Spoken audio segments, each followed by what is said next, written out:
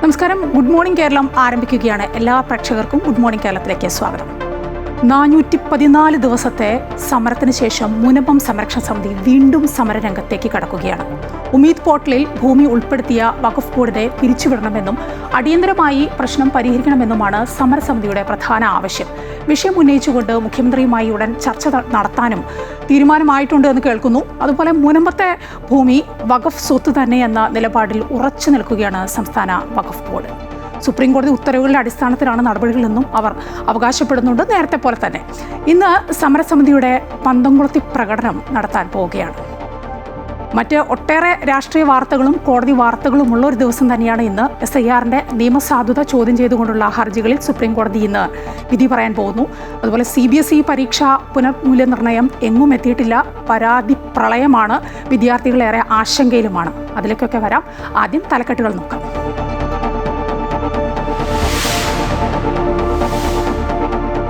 SIRന്റെ നിയമസാധുത ചോദ്യം ചെയ്തുള്ള ഹർജികളിൽ സുപ്രീം കോടതി ഇന്ന് വിധി പറയും. നിലവിലെ രൂപത്തിൽ പ്രത്യേക വോട്ടർ പട്ടിക പുതുക്കൽ പ്രക്രിയ നടത്താൻ തെരഞ്ഞെടുപ്പ് കമ്മീഷന് അധികാരമുണ്ടോ എന്ന് പരിശോധിക്കും. വിധി പറയുന്നത് ചീഫ് ജസ്റ്റിസ് സൂര്യകാന്ത് അധ്യക്ഷനായ ബെഞ്ച്.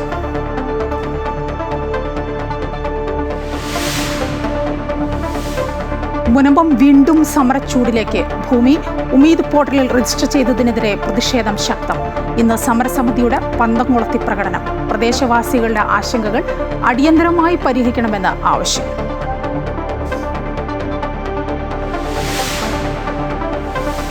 മുഖ്യമന്ത്രി VD സതീശൻ ഇന്ന് കേന്ദ്ര ആഭ്യന്തരമന്ത്രി അമിത്ഷായുമായി കൂടിക്കാഴ്ച നടത്തും. ആഭ്യന്തര സുരക്ഷ അടക്കമുള്ള കാര്യങ്ങളിൽ ചർച്ച നടക്കും. വിദ്യാഭ്യാസ മന്ത്രി ധർമ്മേന്ദ്ര പ്രധാനെയും കണ്ടേക്കും. തമിഴ്നാട് മുഖ്യമന്ത്രി വിജയ് ഇന്ന് പ്രധാനമന്ത്രിയെ കാണും.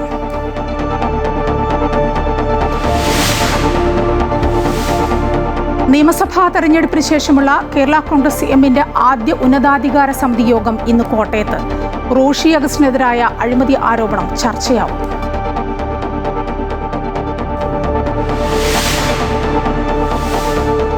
ഗൾഫിൽ ഇന്ന് ബലിപെരുന്നാൾ. ത്യാഗസ്മരണയിൽ വിശ്വാസികൾ.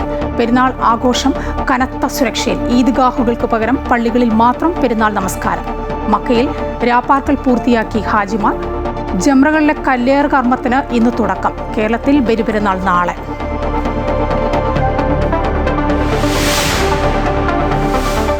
IPL നിലവിലെ ചാമ്പ്യന്മാരായ റോയൽ ചലഞ്ചേഴ്സ് ബംഗളൂരു ഫൈനലിൽ ഗുജറാത്തിനെ 92 റൺസിന് തോൽപ്പിച്ചു. ഇന്ന് എലിമിനേറ്ററിൽ രാജസ്ഥാൻ റോയൽസും സൺറൈസേഴ്സ് ഹൈദരാബാദും ഏറ്റുമുട്ടും. SIRന്റെ നിയമസാധുത ചോദ്യം ചെയ്തുകൊണ്ടുള്ള ഹർജികളിൽ സുപ്രീം കോടതി ഇന്ന് വിധി പറയുകയാണ്. ചീഫ് ജസ്റ്റിസ് സൂര്യകാന്ത് അധ്യക്ഷനായ ബെഞ്ചാണ് വിധി പറയുക. SIR നിലവിലെ രൂപത്തിൽ നടപ്പിലാക്കാൻ തെരഞ്ഞെടുപ്പ് കമ്മീഷന് അധികാരമുണ്ടോ എന്ന നിയമസാധുത ചോദ്യം ചെയ്തായിരുന്നു ഹർജികൾ സുപ്രീം കോടതിയിൽ എത്തിയത്. കൂടുതൽ വിവരങ്ങളുമായി ജിഷ്ണു കൃഷ്ണൻ ചേരുകയാണ്. ജിഷ്ണു, SIRന്റെ നിയമസാധുത ചോദ്യം ചെയ്തുകൊണ്ട് ഉള്ള ഹർജികൾ, അതിലൊക്കെ ഇന്നിപ്പോൾ കോടതി വിധി പറയാൻ പോവുകയാണ്. ജിഷ്ണു. വോട്ടർ പട്ടികയിലെ തീവ്ര പരിഷ്കരണ നടപടി SIRന്റെ നിയമസാധ്യത ചോദ്യം ചെയ്തുകൊണ്ട് വിവിധ രാഷ്ട്രീയ പാർട്ടികളും സംഘടനകളും നൽകിയിട്ടുള്ള ഹർജികളായിരുന്നു സുപ്രീം കോടതി പരിശോധിച്ചത്. ഇതിൽ വിശദമായ വാദം കേൾക്കൽ നടന്നു. കേന്ദ്ര സർക്കാരിന്റെ ഭാഗത്തുനിന്നും തെരഞ്ഞെടുപ്പ് കമ്മീഷന്റെ ഭാഗത്തുനിന്നും ഹർജിക്കാരുടെ ഭാഗത്തുനിന്നും ഉന്നയിക്കാനുള്ള വിശദമായ വാദം സുപ്രീം കോടതി കേട്ടിരുന്നു. അതിനുശേഷം ജനുവരി 29-നാണ് കോടതി കേസ് വിധി പറയാനായി മാറ്റിവെച്ചത്. ഇന്ന് ചീഫ് ജസ്റ്റിസ് സൂര്യകാന്ത് അധ്യക്ഷനായ ബെഞ്ച് കേസിൽ വിധി പറയുമ്പോൾ എന്തെങ്കിലും തരത്തിൽ നിലവിൽ കേന്ദ്ര സർക്കാർ മുൻപോട്ട് പോകുന്ന SIR നടപടികൾക്കെതിരായിട്ടുള്ള നിരീക്ഷണങ്ങളോ പരാമർശങ്ങളോ സുപ്രീം കോടതിയുടെ ഭാഗത്തുനിന്ന് ഉണ്ടാകുമോ എന്നാണ് നോക്കിക്കാണേണ്ടത്. നേരത്തെ SIR അടിയന്തരമായി സ്റ്റേ ചെയ്യണമെന്ന ആവശ്യം സുപ്രീം കോടതി പൂർണ്ണമായും തള്ളിക്കളഞ്ഞിരുന്നു. അതുകൊണ്ട് തന്നെ SIRന്റെ ആദ്യഘട്ടം ബീഹാറിൽ പൂർത്തിയാക്കി. പിന്നീട് രണ്ടാം ഘട്ടം കേരളം ഉൾപ്പെടെയുള്ള സംസ്ഥാനങ്ങളിലായിരുന്നു. ഇപ്പോൾ മൂന്നാം ഘട്ടം പ്രഖ്യാപിച്ച് അതിന്റെ തുടർ നടപടികളിലേക്ക് തെരഞ്ഞെടുപ്പ് കമ്മീഷൻ കിടക്കുന്ന ഘട്ടത്തിലാണ് ഈ കേസിൽ സുപ്രീം കോടതി വിധി പറയുന്നത്. തിരഞ്ഞെടുപ്പ് കമ്മീഷൻ വ്യക്തമാക്കിയത് SIR ഭരണഘടനാ ലംഘനമോ അല്ലെങ്കിൽ ഏതെങ്കിലും പൗരന്മാരുടെ വോട്ടവകാശം നിഷേധിക്കുന്നതല്ല.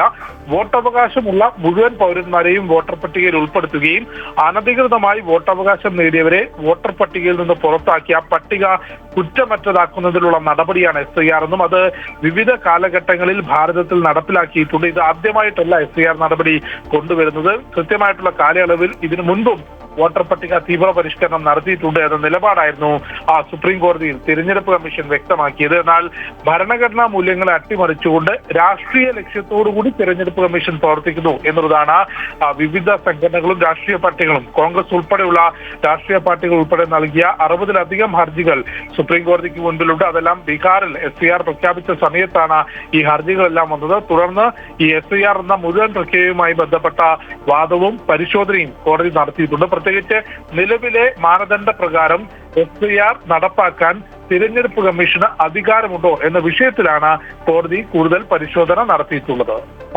ജിഷ്ണു കൃഷ്ണനാണ് വിവരങ്ങൾ നൽകിക്കൊണ്ടിരുന്നത്. ചീഫ് ജസ്റ്റിസ് സൂര്യകാന്ത് അധ്യക്ഷനായ ബെഞ്ച് ഇന്ന് SIRന്റെ നിയമസാധ്യത ചോദ്യം ചെയ്തുകൊണ്ടുള്ള ഹർജികളിൽ വിധി പറയാൻ പോവുകയാണ്. മുനമ്പത്തെ ഭൂമി വഖഫ് ബോർഡ് ഉമീദ് പോർട്ടലിൽ രജിസ്റ്റർ ചെയ്തതിനെതിരെ പ്രതിഷേധം ശക്തമാവുകയാണ്. ഇന്ന് സമരസമിതി മുനമ്പത്ത് പന്തംകുളത്തി പ്രകടനം നടത്തും. UDF സർക്കാർ വാക്കു പാലിച്ചില്ലെന്ന് സമരസമിതി ആരോപിക്കുന്നു. കൂടുതൽ വിവരങ്ങളുമായി കിരൺകുമാർ ചേരുകയാണ്. കിരൺ, മുനമ്പം വീണ്ടും സമരച്ചൂടിലേക്ക് കടക്കുകയാണ് അല്ലേ?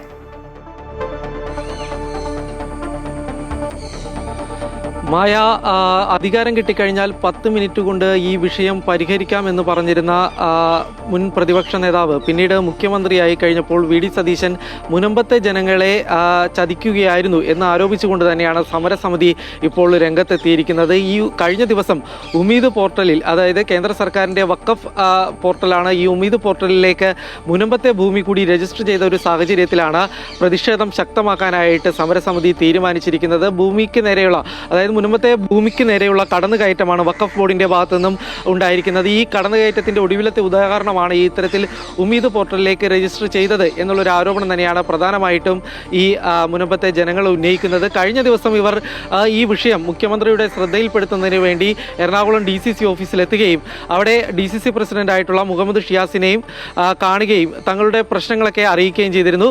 എന്നാൽ വിഷയത്തിൽ സർക്കാർ ഇപ്പോൾ ഒരു ഒളിച്ചുകളി നടത്തുകയാണ് എന്നുള്ളൊരു ആരോപണം തന്നെയാണ് പ്രധാനമായിട്ടും സമരസമിതി ഉന്നയിക്കുന്നത്. സർക്കാരിന് ഈ വിഷയം പരിഹരിക്കാൻ കഴിയുമായിരുന്നു, എന്നാൽ സർക്കാർ വേണ്ട നടപടികൾ ഇതിനുവേണ്ടി സ്വീകരിച്ചിട്ടില്ല എന്നുള്ളൊരു ആരോപണം തന്നെയാണ് പ്രധാനമായിട്ടും ഇവർ ഉന്നയിക്കുന്നത്. ഈ വിഷയത്തിൽ ഏതായാലും ഭൂമി തങ്ങളുടേതാണ് എന്നുള്ളൊരു അവകാശവാദവുമായി തന്നെ മുന്നോട്ട് പോകുമെന്നുള്ളൊരു കാര്യം തന്നെയാണ് വഖഫ് ബോർഡ് അറിയിച്ചിരിക്കുന്നത്. നേരത്തെ ഈ വിഷയത്തിൽ മുഖ്യമന്ത്രി പ്രതികരിക്കുകയുണ്ടായിരുന്നു. കഴിഞ്ഞ സർക്കാരിൻ്റെ കാലത്ത് ഈ സർക്കാർ മാറുന്ന സമയത്ത് തന്നെ ഒരു പണി പണിതിട്ട് തന്നെ പോയി എന്ന തരത്തിലുള്ള ഒരു ആരോപണമായിരുന്നു VD സതീശൻ്റെ ഭാഗത്തു നിന്നും ഉണ്ടായത്. എന്നാൽ ഏത് ഭരണസമിതിയൊക്കെ മാറിയാൽ പോലും മുമ്പത്തെ നിലപാട് തന്നെ, അതായത് വഖഫ് ബോർഡിൻ്റെ നിലപാടിൽ മാറ്റമില്ല എന്നുള്ളൊരു കാര്യം തന്നെയാണ് വഖഫ് ബോർഡിൻ്റെ ചെയർമാനായിട്ടുള്ള ഹംസ അടക്കമുള്ള ആളുകൾ അറിയിക്കുന്നത്. ഏതായാലും ഭൂമി തങ്ങളുടേതാണ് എന്നുള്ളൊരു അവകാശവാദത്തിൽ ഈ വഖഫ് ബോർഡ് ഉറച്ചു നിൽക്കുകയാണ്. ഈ ഒരു സാഹചര്യത്തിൽ തന്നെയാണ് ഭൂമി തങ്ങളുടെ റവന്യൂ അവകാശം അടക്കമുള്ള കാര്യങ്ങൾ അത് പലതും വീണ്ടു കിട്ടിയിരുന്നു. ഈ മുനമ്പത്തെ ഭൂമിയുടെ സമരസമിതിക്ക് മുഖ്യമന്ത്രി VD സതീശനോട് ഒട്ടേറെ കാര്യങ്ങൾ പറയാനുണ്ട്. വിഷയവുമായി ബന്ധപ്പെട്ട് ഒരു കൂടിക്കാഴ്ച, ഒരു ചർച്ച അത് പ്രതീക്ഷിക്കാമോ ഉടൻ?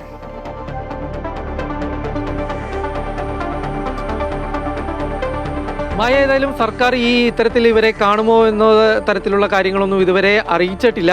ഏതായാലും മുഖ്യമന്ത്രിയും ഒപ്പം തന്നെ ഈ വഖഫ് ബോർഡും തങ്ങളെ വഞ്ചിക്കുകയായിരുന്നു എന്നുള്ളൊരു ആരോപണമാണ് സമരസമിതി ഉന്നയിക്കുന്നത്. അവർ മുഖ്യമന്ത്രിയുമായി കൂടിക്കാഴ്ച നടത്താനൊക്കെ ശ്രമിച്ചിരുന്നു. അതിൻ്റെ ഭാഗമായിട്ട് തന്നെയാണ് DCC പ്രസിഡന്റിനെ കാണുന്നത്. അദ്ദേഹം DCC പ്രസിഡന്റ് മാത്രമല്ല, ഇപ്പോൾ ഒരു MLA കൂടിയാണ്. അതുകൊണ്ട് തന്നെയാണ് DCC പ്രസിഡന്റിനെ നേരിട്ട് കാണുകയും ഈ വിഷയം, തങ്ങളുടെ പ്രശ്നങ്ങൾ അവർ നേരിട്ട് അറിയിക്കുകയൊക്കെ ചെയ്തത്. എന്നാൽ ഇതിൽ ഒരു ഇടപെടൽ സർക്കാരിൻ്റെ ഭാഗത്തു നിന്നും കൃത്യമായിട്ട് ഉണ്ടാകുന്നില്ല എന്നുള്ളൊരു സാഹചര്യത്തിലാണ് ശക്തമായ സമരപരിപാടികളുമായിട്ട് മുന്നോട്ട് പോകാനായിട്ട് തീരുമാനിച്ചിരിക്കുന്നത്. ഇതിൻ്റെ സമരപരിപാടികളുടെ ആദ്യഘട്ടം എന്നുള്ള രീതിയിൽ തന്നെയാണ് ഇന്ന് വൈകിട്ട് നടക്കുന്ന പന്തംകുളത്തി പ്രകടനം. ഈ പ്രകടനത്തോടുകൂടി തന്നെ വരും ദിവസങ്ങളിൽ സമരം ശക്തമാക്കും എന്ന് തന്നെയാണ് മുനമ്പം സമരസമിതി അറിയിച്ചിരിക്കുന്നത്. മായ. ശരി, കിരൺകുമാറാണ് വിവരങ്ങൾ നൽകിക്കൊണ്ടിരുന്നത്. മുനമ്പം വീണ്ടും സമരച്ചൂടിലേക്ക് നീങ്ങുകയാണ്. മുനമ്പത്തെ ഭൂമി വഖഫ് ബോർഡ് ഉമീദ് പോർട്ടൽ രജിസ്റ്റർ ചെയ്തതിനെതിരെ പ്രതിഷേധം ശക്തമാകുന്നു. ഇന്ന് ഏതായാലും സമരസമിതി മുനമ്പത്ത് പന്തംകുളത്തി പ്രകടനം നടത്താൻ പോവുകയാണ്. ഡൽഹിയിൽ തുടരുന്ന മുഖ്യമന്ത്രി VD സതീശൻ ഇന്ന് കേന്ദ്ര ആഭ്യന്തരമന്ത്രി അമിത്ഷായുമായി കൂടിക്കാഴ്ച നടത്തും. വിദ്യാഭ്യാസ മന്ത്രി ധർമ്മേന്ദ്ര പ്രധാനെയും മുഖ്യമന്ത്രി കണ്ടേക്കും. ഇന്നലെ പ്രധാനമന്ത്രി നരേന്ദ്രമോദി, ധനമന്ത്രി നിർമ്മല സീതാരാമൻ എന്നിവരുമായി VD സതീശൻ കൂടിക്കാഴ്ച നടത്തിയിരുന്നു. കൂടുതൽ വിവരങ്ങളുമായി ജിഷ്ണു കൃഷ്ണൻ ചേരുകയാണ് വീണ്ടും ഡൽഹിയിൽ നിന്ന്. ജിഷ്ണു, ഡൽഹിയിലുള്ള മുഖ്യമന്ത്രി വി.ഡി. സതീശൻ ഇന്നിപ്പോൾ അമിത്ഷയുമായി കൂടിക്കാഴ്ച നടത്താൻ പോവുകയാണ്. ആഭ്യന്തര സുരക്ഷ സംബന്ധിച്ച ഒട്ടേറെ കാര്യങ്ങളുണ്ട് സംസ്ഥാനത്ത്. അത്തരം കാര്യങ്ങളൊക്കെ ചർച്ചയ്ക്ക് വരുമെന്ന് പ്രതീക്ഷിക്കാം അല്ലേ? സംസ്ഥാനത്തിന്റെ വിവിധ വിഷയങ്ങളുമായി ബന്ധപ്പെട്ട പ്രാഥമിക ചർച്ചകളായിരിക്കും വി.ഡി. സതീശൻ കേന്ദ്ര ആഭ്യന്തരമന്ത്രി അമിത്ഷായുമായും നടത്തുക. ഇന്നലെ പ്രധാനമന്ത്രിയുമായും ധനമന്ത്രിയുമായും നടത്തിയ ചർച്ചയിൽ അത്തരത്തിലാണ് ഉണ്ടായത്. അതായത് മുഖ്യമന്ത്രിയായ ശേഷം കേന്ദ്ര സർക്കാരുമായി നടത്തുന്ന ഒരു ആദ്യ ചർച്ചയാണ്, ഒരു കർട്ടസി കോളാണ്. അതുകൊണ്ട് തന്നെ വിവിധ വിഷയങ്ങളിലുള്ള ആഴത്തിലുള്ള ചർച്ചകൾക്കപ്പുറത്തിലേക്ക് പ്രാഥമികമായ ചർച്ചകൾ ഈ നേതാക്കളെയെല്ലാം കാണുക എന്ന ലക്ഷ്യത്തോടു കൂടിയാണ് മുഖ്യമന്ത്രി എത്തിയിട്ടുള്ളത്. തീർച്ചയായും കേരളത്തിലെ ആഭ്യന്തര സുരക്ഷ സംബന്ധിച്ച് നേരത്തെ തന്നെ ഇന്റലിജൻസ് ഏജൻസികൾ വിവിധ തരത്തിലുള്ള സുരക്ഷാ ഭീഷണികൾ കേരളത്തിലുണ്ട് എന്നത് സംബന്ധിച്ച് വിവിധ തരത്തിലുള്ള റിപ്പോർട്ടുകൾ കേന്ദ്ര സർക്കാരിനും ഒപ്പം സംസ്ഥാന സർക്കാരിന്റെയും ശ്രദ്ധയിൽപ്പെടുത്തിയിട്ടുണ്ട്. അതുകൊണ്ട് അത്തരം വിഷയങ്ങളുമായി ബന്ധപ്പെട്ട് ആഭ്യന്തര സുരക്ഷയുമായി ബന്ധപ്പെട്ടുള്ള പ്രാഥമിക ചർച്ചകൾ കേന്ദ്ര ആഭ്യന്തരമന്ത്രിയുമായി ഉണ്ടായേക്കും. ഒപ്പം കേന്ദ്ര വിദ്യാഭ്യാസ മന്ത്രി ധർമ്മേന്ദ്ര പ്രധാനെ കാണാനും മുഖ്യമന്ത്രി ശ്രമിക്കുന്നുണ്ട്. നീറ്റ് ഉൾപ്പെടെയുള്ള നീറ്റ് ചോദ്യപേപ്പർ ചോർച്ച, വിദ്യാർത്ഥികളുമായി ബന്ധപ്പെട്ട മറ്റു വിഷയങ്ങൾ, +2 പുനർമൂല്യനിർണ്ണയം, അത്തരത്തിൽ നിരവധി വിഷയങ്ങൾ നിലനിൽക്കുന്ന സാഹചര്യമാണ്. അക്കാര്യങ്ങൾ കൂടി കേന്ദ്ര വിദ്യാഭ്യാസ മന്ത്രിയുമായി മുഖ്യമന്ത്രി ചർച്ച നടത്തും. അതിനുള്ള സമയം ലഭിക്കുകയാണെങ്കിൽ വിദ്യാഭ്യാസ മന്ത്രി ധർമ്മേന്ദ്ര പ്രധാനെയും കാണാൻ മുഖ്യമന്ത്രി വി.ഡി. സതീശൻ ശ്രമിക്കുന്നുണ്ട്. ഇന്നലെ പ്രധാനമന്ത്രിയുമായും ധനമന്ത്രിയുമായുള്ള കൂടിക്കാഴ്ചയിൽ കേരളത്തിന്റെ സ്വപ്ന പദ്ധതികൾക്ക് പിന്തുണ നേടി എന്നുള്ളതാണ് മുഖ്യമന്ത്രി പ്രതികരിച്ചിട്ടുള്ളത്. കേരളത്തിന്റെ സാമ്പത്തിക പ്രശ്നങ്ങൾ ബോധ്യപ്പെടുത്തിയിട്ടുണ്ട്. കടമെടുപ്പ് പരിധി ഒഴിവാക്കണമെന്നും ഒപ്പം മറ്റു ചില ആവശ്യങ്ങൾ സാമ്പത്തിക മേഖലയിൽ ഉണ്ടാകണം. അതിനൊരു ധവളപത്രം അടുത്ത മാസം കേരള സർക്കാർ പുറത്തിറക്കും. അതിനുശേഷം വീണ്ടും ഡൽഹിയിലെത്തി പ്രധാനമന്ത്രി ഉൾപ്പെടെയുള്ളവരുമായി കൂടിക്കാഴ്ച നടത്തി വിശദമായ ചർച്ച നടത്തും എന്നുള്ളതാണ്. ശരി, ജിഷ്ണു കൃഷ്ണനാണ് വിവരങ്ങൾ നൽകിക്കൊണ്ടിരുന്നത്. ഡൽഹി തുടർന്ന് മുഖ്യമന്ത്രി വി.ഡി. സതീശൻ ഇന്ന് കേന്ദ്ര ആഭ്യന്തരമന്ത്രി അമിത്ഷായുമായി കൂടിക്കാഴ്ച നടത്തും. തമിഴ്നാട് മുഖ്യമന്ത്രി വിജയ് ഇന്ന് പ്രധാനമന്ത്രിയുമായി കൂടിക്കാഴ്ച നടത്തും. ഡൽഹിയിൽ നടക്കുന്ന കൂടിക്കാഴ്ചയിൽ സംസ്ഥാനത്തിന്റെ വികസനത്തിനായുള്ള കേന്ദ്ര സഹായം അഭ്യർത്ഥിക്കുമെന്നാണ് സൂചന. പ്രധാനമന്ത്രിക്ക് പുറമെ മറ്റ് കേന്ദ്രമന്ത്രിമാരുമായും വിജയ് കൂടിക്കാഴ്ച നടത്തും. സംസ്ഥാനത്തിന്റെ സാമ്പത്തിക ആവശ്യങ്ങൾക്ക് പുറമെ വിവിധ കേന്ദ്ര പദ്ധതികളും ചർച്ച ചെയ്തേക്കും.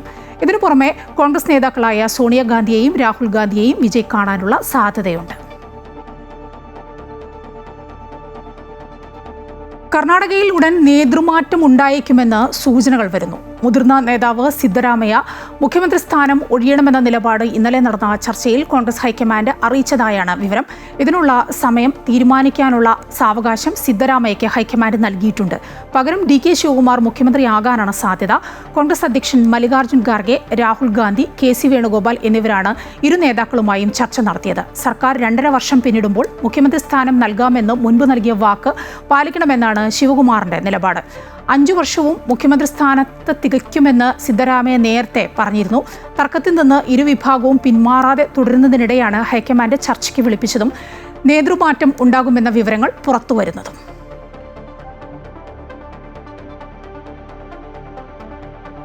നിയമസഭാ തെരഞ്ഞെടുപ്പിന് ശേഷമുള്ള കേരള കോൺഗ്രസ് എമ്മിന്റെ ആദ്യ ഉന്നതാധികാര സമിതി യോഗം ഇന്ന് നടക്കും.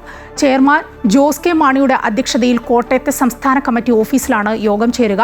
തെരഞ്ഞെടുപ്പ് അവലോകനത്തിനൊപ്പം മുൻ മന്ത്രി റോഷി അഗസ്റ്റിനെതിരായ അഴിമതി ആരോപണവും യോഗത്തിൽ ചർച്ചയായേക്കും. കൂടുതൽ വിവരങ്ങളുമായി കോട്ടയത്ത് നിന്ന് പ്രശാന്ത് ജോസഫ് ചേരുകയാണ്. പ്രശാന്ത്, ഇന്നിപ്പോൾ രാഷ്ട്രീയ കേരളം ഉറ്റുനോക്കുന്നത് കോട്ടയത്തേക്കാണ്. കേരള കോൺഗ്രസ് എമ്മിന്റെ ആദ്യ ഉന്നതാധികാര സമിതി യോഗം ഇത് മുൻപുണ്ടാവാറുള്ള ഉന്നതാധികാര സമിതി യോഗം പോലെയല്ല. തെരഞ്ഞെടുപ്പിന് ശേഷം ആദ്യം നടക്കുന്നു എന്ന് പറയുമ്പോൾ തെരഞ്ഞെടുപ്പിലുണ്ടായ കനത്ത പരാജയം അത് വലിയ ചർച്ചയാവില്ല ഉന്നതാധികാര സമിതിയിൽ. ഒപ്പം റോഷി അഗസ്റ്റിനെതിരായ അഴിമതി ആരോപണമുണ്ട്, വിജിലൻസ് അന്വേഷണമുണ്ട്. ഒപ്പം ഈ തെരഞ്ഞെടുപ്പ് തോൽവിക്ക് കാരണമായത് റോഷിയുടെ ചില ചെയ്തികളാണ് എന്ന തരത്തിലൊക്കെ പാർട്ടിയിൽ തന്നെ പല അഭിപ്രായങ്ങളുമുണ്ട്.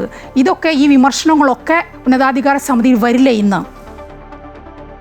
മായ, ഇന്ന് ഇപ്പോൾ സൂചിപ്പിച്ചതുപോലെ തന്നെ തെരഞ്ഞെടുപ്പിന് ശേഷമുള്ള കേരള കോൺഗ്രസ് എമ്മിന്റെ ആദ്യ ഉന്നതാധികാര സമിതി യോഗമാണ്. 2 ആഴ്ച മുമ്പ് ഒരു സ്റ്റിയറിംഗ് കമ്മിറ്റി യോഗം നടന്നിരുന്നു.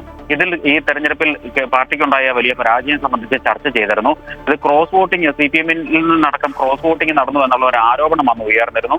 അപ്പോൾ ഈ വിഷയങ്ങളിൽ പിന്നീട് പാർട്ടി നിലപാട് മയപ്പെടുത്തുന്ന ഒരു കാഴ്ചയെ നമുക്ക് കാണാൻ കഴിഞ്ഞു.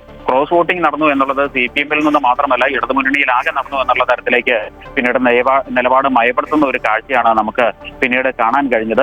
അത്തരത്തിലൊരു പ്രതികരണവുമായി പാർട്ടിയുടെ ജനറൽ സെക്രട്ടറി സ്റ്റീഫൻ ജോർജ് തന്നെ രംഗത്ത് എത്തുകയും ചെയ്തിരുന്നു. അങ്ങനെ പാർട്ടി നിലപാട് മയപ്പെടുത്തുന്ന ഒരു സാഹചര്യം ഉണ്ടായിരുന്നു. ഏതായാലും ഇന്ന് 21 അംഗ ഉന്നതാധികാര സമിതി യോഗം കോട്ടയത്ത് സംസ്ഥാന കമ്മിറ്റി ഓഫീസിൽ രാവിലെ 10 മുതൽ ചെയർമാൻ ജോസ് കെ മാണിയുടെ അധ്യക്ഷതയിൽ നടക്കുകയാണ്. ഈ യോഗത്തിൽ ഏതായാലും തെരഞ്ഞെടുപ്പിലെ പരാജയം വീണ്ടും ചർച്ചയാകാനുള്ള സാധ്യത തന്നെയാണ് ചൂണ്ടിക്കാട്ടുന്നത്. ഇന്നത്തെ ചർച്ചകളിൽ ഒരു അജണ്ടയായി തന്നെ അത് വെച്ചിട്ടുണ്ട് എന്ന് തന്നെയാണ് പാർട്ടി നേതൃത്വം വ്യക്തമാക്കിയിട്ടുള്ളത്. ഇതോടൊപ്പം തന്നെയാണ് മുമ്പ് സൂചിപ്പിച്ചതുപോലെ മുൻ മന്ത്രി റോഷി അഗസ്റ്റിനെതിരെയുള്ള ഒരു അഴിമതി ആരോപണവും ചർച്ചയാകാനുള്ള സാധ്യത ചൂണ്ടിക്കാണിക്കപ്പെടുന്നത്.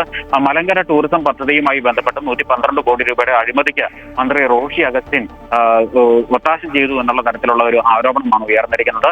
തൊടുപുഴ മുട്ടം സ്വദേശിയായ ബേബി ജോസഫ് എന്ന പൊതുപ്രവർത്തകനാണ് പരാതിയുമായി രംഗത്തെത്തിയിരിക്കുന്നത്. ഈ പുതിയ സർക്കാർ അധികാരമേറ്റ് 6ാം നാൾ തന്നെ ഇത്തരം ഒരു ഇത് സംബന്ധിച്ച് ഒരു വിജിലൻസ് അന്വേഷണത്തിന് ഉത്തരവിടുകയും ചെയ്തു. 6ാം നാൾ തന്നെ ഇത്തരം ഒരു വിജിലൻസ് അന്വേഷണത്തിന് ഉത്തരവിടുകയും ചെയ്തു. തൊടുപുഴ വിജിലൻസ് ഡിവൈഎസ്പിക്കാണ് അന്വേഷണത്തിന്റെ ചുമതല. ഏതായാലും ഈ മലങ്കര ടൂറിസം പദ്ധതിയുമായി ബന്ധപ്പെട്ട 30 വർഷത്തേക്ക് മലങ്കര ജലാശയം ടൂറിസം പദ്ധതിക്ക് വേണ്ടി സ്വകാര്യ കമ്പനിക്ക് പാട്ടത്തിന് നൽകി എന്നുള്ള ഒരു ആരോപണമാണ് ഉയർന്നിരിക്കുന്നത്. ഇതിൽ വലിയ ചെറിയ ഒരു തുക മാത്രമാണ് ലാഭവിഹിതമായി സർക്കാരിന് ഈ കാലയളവിൽ ലഭിക്കുക. 3.5% മാത്രം സർക്കാരിന് ലഭിക്കുകയും ലാഭവിഹിതത്തിൻ്റെ ചെറിയൊരു ശതമാനം മാത്രം സർക്കാരിന് ലഭിക്കുകയും അതേസമയം 96.5% ലാഭവിഹിതം ഈ സ്വകാര്യ കമ്പനിക്ക് ലഭിക്കുകയും ചെയ്യുന്ന സാഹചര്യത്തിലാണ് FSIT റീഡിഫൈൻഡ് ഡെസ്റ്റിനേഷൻസ് എന്ന പ്രൈവറ്റ് ലിമിറ്റഡ് കമ്പനിക്കാണ് കരാർ നൽകിയിരിക്കുന്നത്. ഇത് മറ്റൊരു കമ്പനിക്കും ഈ ടെൻഡറിൽ അല്ലെങ്കിൽ ടെൻഡർ നടപടികളിൽ പങ്കെടുത്തിരുന്നില്ല. ടെൻഡർ സമർപ്പിച്ചിരുന്നത് ഒരു കമ്പനി മാത്രമാണ് എന്നുള്ള ഒരു ആരോപണമാണ് ഈ പരാതിക്കാരനായ ബേബി ജോസഫ് ഉന്നയിച്ചിട്ടുള്ളത്. അതേസമയം റോഷി അഗസ്റ്റിൻ പറയുന്നത് 3-ലധികം തവണ ടെൻഡർ വിളിക്കുകയും ടെൻഡർ വിളിച്ചപ്പോൾ ഈ ഒരു കമ്പനി മാത്രമാണ് കോട്ട് ചെയ്തിരുന്നത്. അതുകൊണ്ടാണ് സർക്കാരിൻ്റെ നയപരമായ നിലപാടിനെ തുടർന്നാണ് ഈ കമ്പനിക്ക് കരാർ നൽകിയത് എന്നുമാണ് റോഷി അഗസ്റ്റിൻ പറയുന്നത്. ഏതായാലും ഈ സർക്കാരിന് ഈ പദ്ധതിയിൽ യാതൊരു മുതൽ മുടക്കുമില്ല. 1 രൂപ പോലും സർക്കാരിന് മുടക്കില്ല. പൂർണ്ണമായും ഈ കമ്പനിയുടെ മുതൽ മുടക്കിലാണ് ഈ ടൂറിസം പദ്ധതി നടപ്പിലാക്കുന്നത്.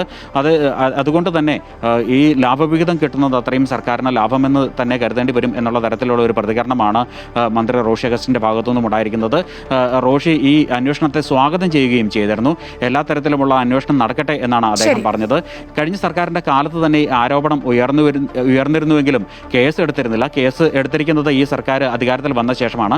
ഏതായാലും അന്വേഷണത്തെ കേരള കോൺഗ്രസ് എമ്മും സ്വാഗതം ചെയ്യുകയാണ്. ഏതായാലും ഈ മുമ്പ് മായ സൂചിപ്പിച്ചതുപോലെ തന്നെ കഴിഞ്ഞ സർക്കാരിൻ്റെ അവസാന കാലഘട്ടങ്ങളിൽ ഒരു മുന്നണിമാറ്റ വിവാദമുണ്ടായപ്പോൾ മുന്നണിയിൽ പാർട്ടിയെ പിടിച്ചു നിർത്തിയത് റോഷി അഗസ്റ്റിൻ തന്നെയാണ് എന്നുള്ള ഒരു ആരോപണം ഉയർന്നിരുന്നു. അല്ലെങ്കിൽ അത്തരം അത് സംബന്ധിച്ചൊരു വൈരാഗ്യബുദ്ധിയോടെ ഒരുപക്ഷെ ശരി പ്രശാന്ത്, ഒട്ടേറെ വിഷയങ്ങൾ ഇന്നത്തെ ഉന്നതാധികാര സമിതിയിൽ കേരള കോൺഗ്രസ് എമ്മിൻ്റെ ഉന്നതാധികാര സമിതിയിൽ വരാൻ സാധ്യതയുണ്ട്. വിവരങ്ങൾ പങ്കുവയ്ക്കുകയായിരുന്നു പ്രശാന്ത് ജോസഫ്. സൗദി ജയിലിൽ കഴിയുന്ന കോഴിക്കോട് കോടാമ്പുഴ സ്വദേശി അബ്ദുൾ റഹീമിൻ്റെ മോചന ഉത്തരവിൽ അധികൃതർ ഒപ്പുവെച്ചു. എമിഗ്രേഷൻ നടപടി കൂടി പൂർത്തിയായാൽ അബ്ദുൾ റഹീമിന് നാട്ടിൽ എത്താനാവും. കൂടുതൽ വിവരങ്ങളുമായി കോഴിക്കോട് നിന്ന് രേഷ്മ ചേരുകയാണ്. രേഷ്മ, ഈ അബ്ദുൾ റഹീം 20 വർഷത്തെ ജീവിതത്തിന് ശേഷം, ജയിൽ ശിക്ഷയ്ക്ക് ശേഷമാണ്, തടവിലായിരുന്നല്ലോ 20 വർഷക്കാലം, അതിനുശേഷമാണ് നാട്ടിലേക്ക് വരാൻ പോകുന്നത്. എല്ലാം പൂർത്തിയായി എന്ന് പറയുന്നു. നാട്ടിലേക്ക് വരാനുള്ള നടപടിക്രമങ്ങളൊക്കെ എന്ന് പ്രതീക്ഷിക്കാം റഹീമിനെ? നാട്ടിലെന്ന് എത്തും? എന്താണ് അറിയാനാവുന്നത്?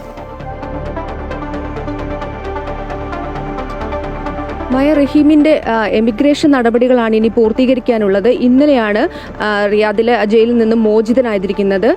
മെയ് 20-നായിരുന്നു 20 വർഷത്തെ ജയിൽവാസത്തിൻ്റെ കാലാവധി അവസാനിച്ചിരുന്നത്. എന്നാൽ ഇവിടെ പെരുന്നാൾ അവധി ആയതിനാൽ ഇത് നീണ്ടുപോവുകയായിരുന്നു. ഇന്നലെ ജയിൽ മോചിതനായി എന്നുള്ള വിവരങ്ങളാണ് നമുക്ക് സൗദിയിൽ നിന്ന് ലഭിച്ചിരിക്കുന്നത്.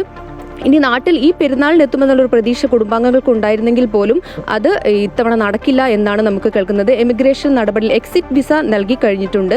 എങ്കിലും എമിഗ്രേഷൻ നടപടികളിൽ ഇപ്പോഴും ചില സാങ്കേതിക പ്രശ്നങ്ങളുണ്ട്. അത് കഴിഞ്ഞാൽ മാത്രമേ റഹീമിന് നാട്ടിലേക്ക് എത്താൻ കഴിയൂ എന്നാണ് നമുക്ക് റഹീമിൻ്റെ സൗദിയിലെ കൂട്ടായ്മ അംഗങ്ങൾ അറിയിച്ചിരിക്കുന്നത്. അതേസമയം തന്നെ നമുക്ക് അറിയാം 2006-ലാണ് റഹീം ഇവിടെ ഹൗസ് ഡ്രൈവറായിട്ടാണ് റിയാദിലേക്ക് എത്തുന്നത്. ഇവിടെ തന്നെ ഭിന്നശേഷിക്കാരായ 15 വയസ്സുകാരൻ അനസാണ്. മനഃപൂർവ്വമല്ലാത്തൊരു സംഭവമായിരുന്നു ഇത്. ഈ കൊലപാതകമല്ല, മനഃപൂർവ്വമല്ലാതെ ഒരു ഘട്ടത്തിലായിരുന്നു ഈ മരണം സംഭവിച്ചിരുന്നതെന്നാണ് മൊഴി നൽകിയിരുന്നത്. റഹീം ഇവിടെ എത്തി ഒരാഴ്ചയ്ക്കുള്ളിലാണ് ഈ കൊലപാതകം നടക്കുന്നത്. തുടർന്ന് റഹീമും മറ്റൊരാളും കൂടി ജയിലിലാവുകയായിരുന്നു. തുടർന്ന് സൗദിയിലെ കൂട്ടായ്മ രൂപീകരിച്ച് റഹീമിന്റെ മോചനത്തിനായി പോരാടുകയായിരുന്നു. തുടർന്ന് ഇവിടുന്ന് ഈ മരിച്ച ബാലന്റെ കുടുംബം 34 കോടിയാണ് ആവശ്യപ്പെട്ടിരുന്നത്, ദയാധനമായി ആവശ്യപ്പെട്ടിരുന്നത്. തുടർന്ന് മലയാളികളുടെ ഒരു കൂട്ടായ്മ തന്നെ രൂപീകരിച്ച് ഈ പണം പിരിച്ചെടുക്കുകയും ഇത് നൽകുകയും ആയിരുന്നു. തുടർന്നാണ് ഈ റഹീമിന് ആദ്യം വിധിച്ചിരുന്നത് വധശിക്ഷയായിരുന്നു. ഇത് റദ്ദാക്കുകയായിരുന്നു. കുടുംബം ദയാധനം സ്വീകരിച്ചതിനെ തുടർന്ന് ഈ വധശിക്ഷ റദ്ദാക്കി. എങ്കിൽ പോലും 20 വർഷം ഈ തടവ് റഹീം അനുഭവിക്കണമെന്ന് തന്നെയായിരുന്നു അവിടുത്തെ അധികൃതർ വ്യക്തമാക്കിയിരുന്നത്. ഈ മെയ് 20 ഇത് പൂർത്തിയാവുകയും ചെയ്തു. തുടർന്ന് റഹീമിന്റെ കുടുംബങ്ങൾ വളരെ പ്രതീക്ഷയിലായിരുന്നു. ഈ പെരുന്നാളിന് റഹീം എത്തുമെന്നുള്ളൊരു പ്രതീക്ഷയായിരുന്നു കുടുംബങ്ങൾ പങ്കുവച്ചിരുന്നത്. പക്ഷേ പെരുന്നാളിൽ എത്തില്ലെന്നുള്ളൊരു വിവരമാണ് നമുക്ക് ലഭിച്ചിരിക്കുന്നത്. നമുക്കറിയാം 25-ാം വയസ്സിലാണ് റഹീം ഈ സൗദിയിലേക്ക് എത്തുന്നത്. 20 വർഷവും ജയിലിൽ തന്നെ തുടരുന്ന ഒരു ദുരവസ്ഥയായിരുന്നു ഇദ്ദേഹത്തിന് ഉണ്ടായിരുന്നത്. ഇത്തവണ ഇനി ഒരാഴ്ചക്കുള്ളിൽ ഇദ്ദേഹം തിരിച്ചെത്തുമെന്നുള്ള ഒരു വിവരമാണ് നമുക്ക് ലഭിച്ചിരിക്കുന്നത്. മായ രേഷ്മയാണ് കോഴിക്കോട് നിന്ന് വിവരങ്ങൾ നൽകിക്കൊണ്ടിരുന്നത്. സൗദി ജയിലിൽ കഴിയുന്ന കോഴിക്കോട് സ്വദേശി അബ്ദുൾ റഹീമിന്റെ മോചന ഉത്തരവിൽ അധികൃതർ ഒപ്പുവെച്ചിരിക്കുന്നു. ഉടൻ തന്നെ റഹീം നാട്ടിലേക്ക് എത്തുമെന്നാണ് പ്രതീക്ഷിക്കുന്നത്. താരസംഘടനയായ അമ്മയിലെ തർക്കങ്ങൾ തീരുന്നില്ല. വ്യക്തിഹത്യയുമായി ബന്ധപ്പെട്ട് ടിനി ടോമിനെതിരെ അൻസിബ ഹസൻ ഇന്ന് പോലീസിനും ആഭ്യന്തരമന്ത്രിക്കും പരാതി നൽകിയേക്കുമെന്ന് കേൾക്കുന്നു.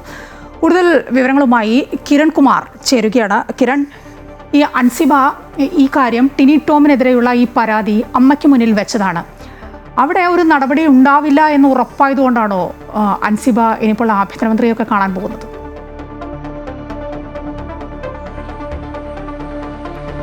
മായ, താരസംഘടനക്കുള്ളിൽ പരാതി ബോധിപ്പിച്ചിട്ടും ഇതിൽ നടപടി ഉണ്ടായില്ല എന്ന് ആരോപിച്ചുകൊണ്ട് തന്നെയാണ് മുൻ എക്സിക്യൂട്ടീവ് അംഗമായിട്ടുള്ള അൻസിബ ഹസൻ ഇപ്പോൾ നിയമ നടപടികളുമായിട്ട് മുന്നോട്ട് പോകുന്നത്. നാട്ടിൽ നിയമമുണ്ടല്ലോ, ഈ നിയമപരമായി താൻ മുന്നോട്ട് പോകും എന്നുള്ളൊരു കാര്യം തന്നെയായിരുന്നു അൻസിബ നേരത്തെ വ്യക്തമാക്കിയത്. നിലവിൽ ഈ വിഷയവുമായി ബന്ധപ്പെട്ട് ആഭ്യന്തരമന്ത്രിക്കും DGPക്കും അടക്കം പരാതി നൽകുന്നതിന് വേണ്ടിയുള്ള നീക്കമാണ് അൻസിബ ഹസന്റെ ഭാഗത്തു നിന്നും ഉണ്ടായിരിക്കുന്നത്. അവർ ഇന്ന് തന്നെ ഇത് സംബന്ധിച്ചുള്ള പരാതി നൽകുമെന്ന് കൂടി അറിയിച്ചിട്ടുണ്ട്. ഏതായാലും ഈ ടിനി ടോമിന് പുറമെ തന്നെ വനിതാ സെല്ല്, തൃപ്പൂണിത്തുറ വനിതാ സെല്ലിലെ CIക്കെതിരെയുമായി പരാതി നൽകും എന്നുള്ളൊരു കാര്യം കൂടി അൻസിബ വ്യക്തമാക്കുന്നുണ്ട്. തന്നെ തൃപ്പൂണിത്തുറ ഹിൽ പാലസ് പോലീസ് സ്റ്റേഷനിൽ വിളിച്ചു വരുത്തി മാനസികമായി പീഡിപ്പിച്ചു എന്ന് ആരോപിച്ചുകൊണ്ടാണ് CIക്കെതിരായിട്ട് അൻസിബ ഹസൻ ഏതായാലും പരാതി നൽകുന്നത്.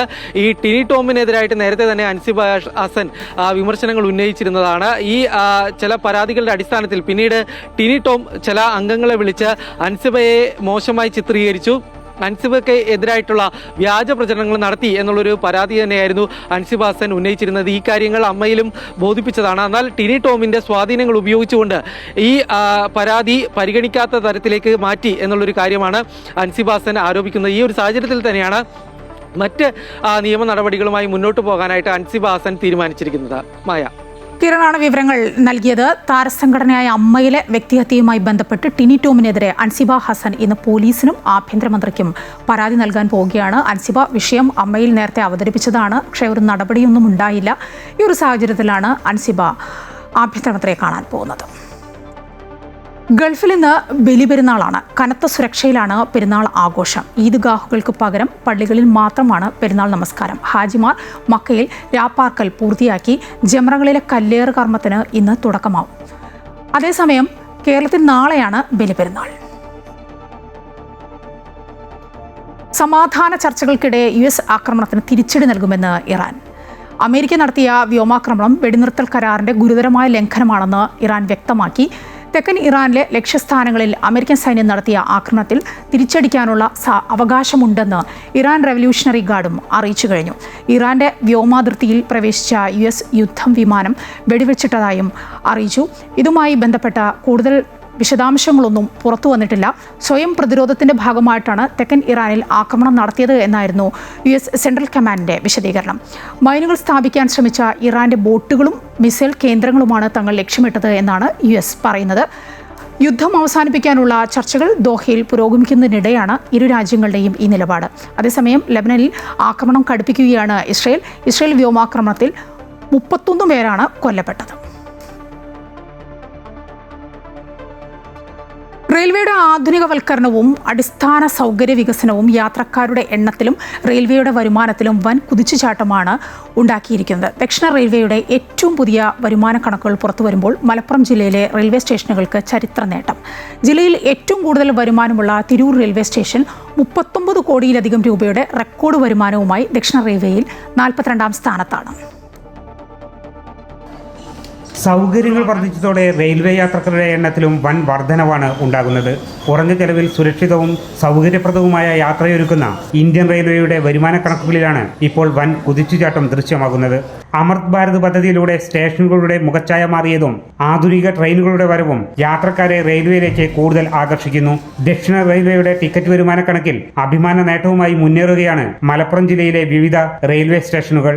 ജില്ലയിലെ റെയിൽവേ വരുമാനത്തിൽ ഏറെ മുന്നിൽ നിൽക്കുന്നത് തിരൂർ റെയിൽവേ സ്റ്റേഷനാണ്.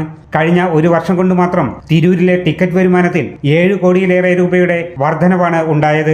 ഇക്കഴിഞ്ഞ സാമ്പത്തിക വർഷത്തിൽ 85 ലക്ഷത്തിലധികം യാത്രക്കാരാണ് തിരൂർ വഴി യാത്ര ചെയ്തത്. ഇതോടെ ദക്ഷിണ റെയിൽവേയിലെ ആദ്യത്തെ 100 സ്റ്റേഷനുകളുടെ പട്ടികയിൽ 42ാം സ്ഥാനത്താണ് തിരൂർ റെയിൽവേ സ്റ്റേഷൻ. റെയിൽവേയുടെ മാറ്റത്തെ ഏറെ സന്തോഷത്തോടെയാണ് യാത്രക്കാരും വാണിജ്യ മേഖലയും കാണുന്നത്. ഈ രാവിലെയും വൈകുന്നേരവും കോഴിക്കോട്ടേക്ക് ഉള്ള ട്രെയിനിൽ പോയി കഴിഞ്ഞാൽ വമ്പിച്ച ഒരു 3-4 മണിക്കൂറിൻ്റെ ഒരു ഗ്യാപ്പാണുള്ളത്. ഈ ഇത്തരത്തിലുള്ള പ്രശ്നങ്ങൾ ഇപ്പോൾ ഉള്ളൂ. മലബാറിലാണ് യാത്രക്കാർ കൂടുതലുള്ളതെന്ന് കോച്ച് കൂട്ടാത്ത വിഷയങ്ങളും ഇതിനലട്ടുന്നുണ്ട്. അപ്പം ഇത്തരത്തിലുള്ള പ്രശ്നങ്ങളും കൂടി പരിഹരിച്ചാൽ ഒരു പൂർണ്ണ തോതിലെത്തും എന്ന കാര്യത്തിൽ ഇതാണ്. ഒരു കാര്യത്തിൽ വളരെ സംതൃപ്തരാണ് യാത്രക്കാർ, വളരെ സംതൃപ്തരാണ് തിരൂർക്കാർ. ഇവിടുത്തെ വികസനത്തിൽ അതിലേറെ സന്തോഷവാന്മാരുമാണ്. തിരൂരിന് പുറമെ ജില്ലയിലെ മറ്റു സ്റ്റേഷനുകളിലും വരുമാനത്തിൽ വൻ വർധനവ് ഉണ്ടായിട്ടുണ്ട്. ജില്ലയിൽ 2ാം സ്ഥാനത്തുള്ള കുറ്റിപ്പുറം റെയിൽവേ സ്റ്റേഷനിൽ 3 കോടി രൂപയുടെ വർധനവാണ് ഇത്തവണ രേഖപ്പെടുത്തിയത്. 15 കോടിയിലധികം രൂപയാണ് കുറ്റിപ്പുറത്തെ കഴിഞ്ഞ വർഷത്തെ വരുമാനം. യാത്രാ സൗകര്യങ്ങളിലെ ആധുനികവൽക്കരണവും മികച്ച അടിസ്ഥാന സൗകര്യങ്ങളും ലഭ്യമാക്കിയാൽ റെയിൽവേക്ക് ഇനിയും വരുമാന കുതിപ്പുണ്ടാക്കാൻ സാധിക്കുമെന്നാണ് ജില്ലയിൽ നിന്നുള്ള ഈ കണക്കുകൾ സൂചിപ്പിക്കുന്നത്. അമൃത ന്യൂസ്, മലപ്പുറം. ആലപ്പുഴയിലെ ഏക വനം നാശത്തിന്റെ വക്കിലാണ്. അമ്പലപ്പുഴയിൽ അപൂർവ ഔഷധ ചെടികളുടെ കേന്ദ്രമായ പ്രശസ്തമായ കാവാണ് മാലിന്യ കൂമ്പാരത്തിൽ ആയിരിക്കുന്നത്. ദുർഗന്ധത്തെ തുടർന്ന് മൂക്കുപൊത്താതെ ഇവിടെ നടക്കാൻ കഴിയാത്ത അവസ്ഥയാണ് ഉള്ളതെന്ന് പറയുന്നു നാട്ടുകാർ.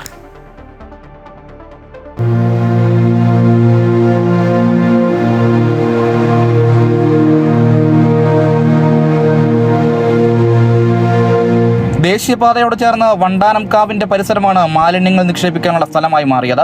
വലിയ ചാക്കുകളിൽ കെട്ടിയ നിലയിലും അല്ലാതെയും ഇവിടെ മാലിന്യം നിറയുകയാണ്. ആഹാരാവശിഷ്ടങ്ങൾ മുതൽ ഹോട്ടലുകൾ, ബേക്കറികൾ, പച്ചക്കറിക്കടകൾ എന്നിവിടങ്ങളിലുൾപ്പെടെ ഏതൊക്കെ വിധത്തിലുള്ള മാലിന്യമുണ്ടോ അവയെല്ലാം ഈ കാവിന് സമീപമുണ്ട്.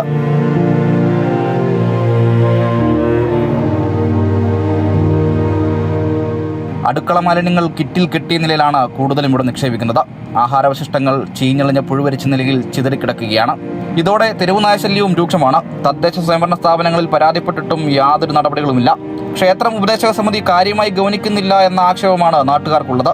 100 കണക്കിന് യാത്രക്കാരും മെഡിക്കൽ കോളേജിലെ വിദ്യാർത്ഥികളും ഭക്തരും കടന്നുപോകുന്ന ദേശീയപാതയോട് ചേർന്നുള്ള ഈ പ്രദേശം ഇപ്പോൾ മൂക്കുപൊത്താതെ സഞ്ചരിക്കാൻ കഴിയാത്ത ദുരവസ്ഥയിലാണ്.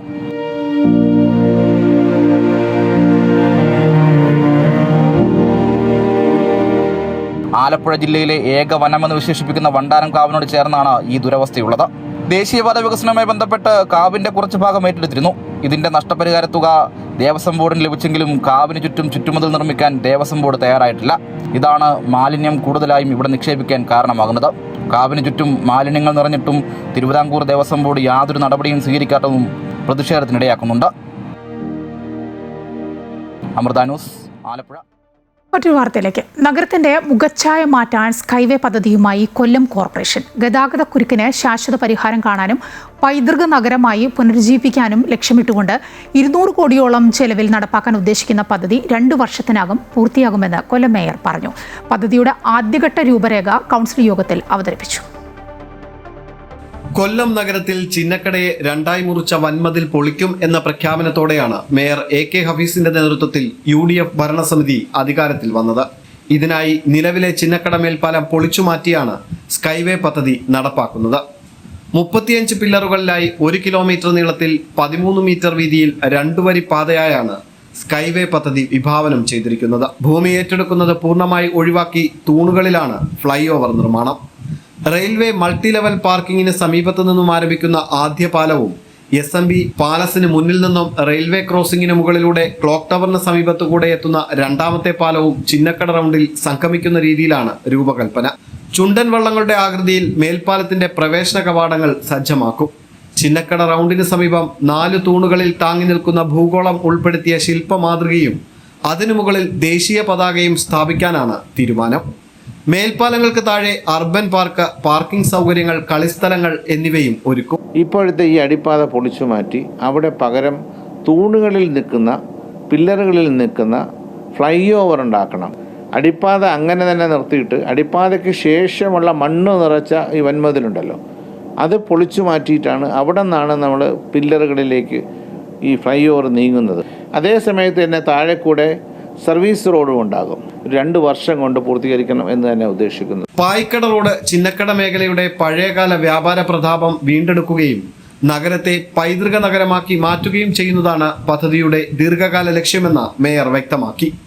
ചാമക്കട, പായിക്കട, ചിന്നക്കട മേഖലകളിലെ പൈതൃക ഭംഗി തിരിച്ചുകൊണ്ടുവരാൻ പദ്ധതിയിലൂടെ സാധിക്കുമെന്നാണ് വിലയിരുത്തൽ.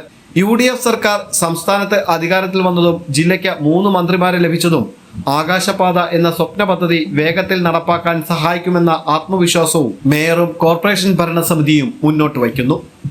അമൃത ന്യൂസ്, കൊല്ലം. കോഴിക്കോട് പന്തീരാങ്കാവിൽ വിദ്യാർത്ഥിയെ വീട്ടിൽ ജീവനൊടുക്കിയ നിലയിൽ കണ്ടെത്തി. പന്തീരാങ്കാവ് പാറക്കുളം മനാൽ ഹൗസിൽ കാർത്തിക്കാണ് മരിച്ചത്. വെടിയേറ്റാണ് കാർത്തിക് മരിച്ചതെന്നാണ് സൂചന. മൃതദേഹത്തിന്റെ നെറ്റിയിൽ വെടിയുണ്ട തറച്ച അടയാളവുമുണ്ട്. മുറിക്കുള്ളിൽ നിന്ന് തോക്കിൽ ഉപയോഗിക്കുന്ന ഒരു തിരയുടെ കവർ ലഭിച്ചു. കൂടുതൽ അന്വേഷണത്തിനും പോസ്റ്റ്മോർട്ടത്തിനും ശേഷമേ മരണകാരണം വ്യക്തമാവുകയുള്ളൂ എന്ന് പോലീസ് പറയുന്നു. കോഴിക്കോട് തൊണ്ടയാട് പ്രവർത്തിക്കുന്ന റൈഫിൾ ക്ലബിൽ പരിശീലനം നടത്തുന്ന ആളാണ് കാർത്തിക്. ഇടുക്കി പോലുള്ള ഭൂപ്രദേശങ്ങളിൽ മാത്രം വളരുന്ന ഏലം കുട്ടനാട്ടിലെ ചെളിമണ്ണിൽ വിളയിച്ചിരിക്കുകയാണ് മുൻ പ്രധാന അധ്യാപകനായ EV ബൈജു.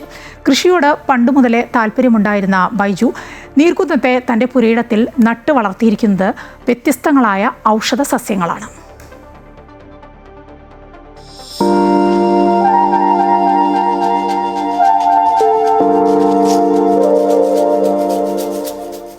കൃഷിയോടുള്ള അടങ്ങാത്ത താല്പര്യമാണ് മുൻ പ്രധാന അധ്യാപകൻ കൂടിയായ ബൈജുവിനെ കുട്ടനാട്ടിലെ ചെളിമണ്ണിൽ ഏലവും കുരുമുളകും കാപ്പിയും കൃഷി ചെയ്യാൻ പ്രേരിപ്പിച്ചത്. മണ്ണറിഞ്ഞ് മനം നിറഞ്ഞ് ബൈജു കൃഷി ചെയ്തതോടെ കുട്ടനാടിൻ്റെ മണ്ണിൽ വളരില്ലെന്ന് കരുതിയ പല സസ്യങ്ങളും വളർന്ന് പന്തലിച്ചു. ജോലിയിൽ നിന്ന് വിരമിച്ചതിന് ശേഷം കൂടുതൽ സമയവും കൃഷിയിടത്തിൽ തന്നെയാണ് ബൈജു സമയം കണ്ടെത്താറുള്ളത്. ഇതുതന്നെയാണ് ഈ കൃഷി വിജയത്തിന് പിന്നിലെ ഇന്ധനം. വയനാട്ടിൽ നിന്നെത്തിച്ച ഏലം തൈ അങ്ങനെ ആലപ്പുഴയുടെ മണ്ണിലും വേരുപിടിച്ചു.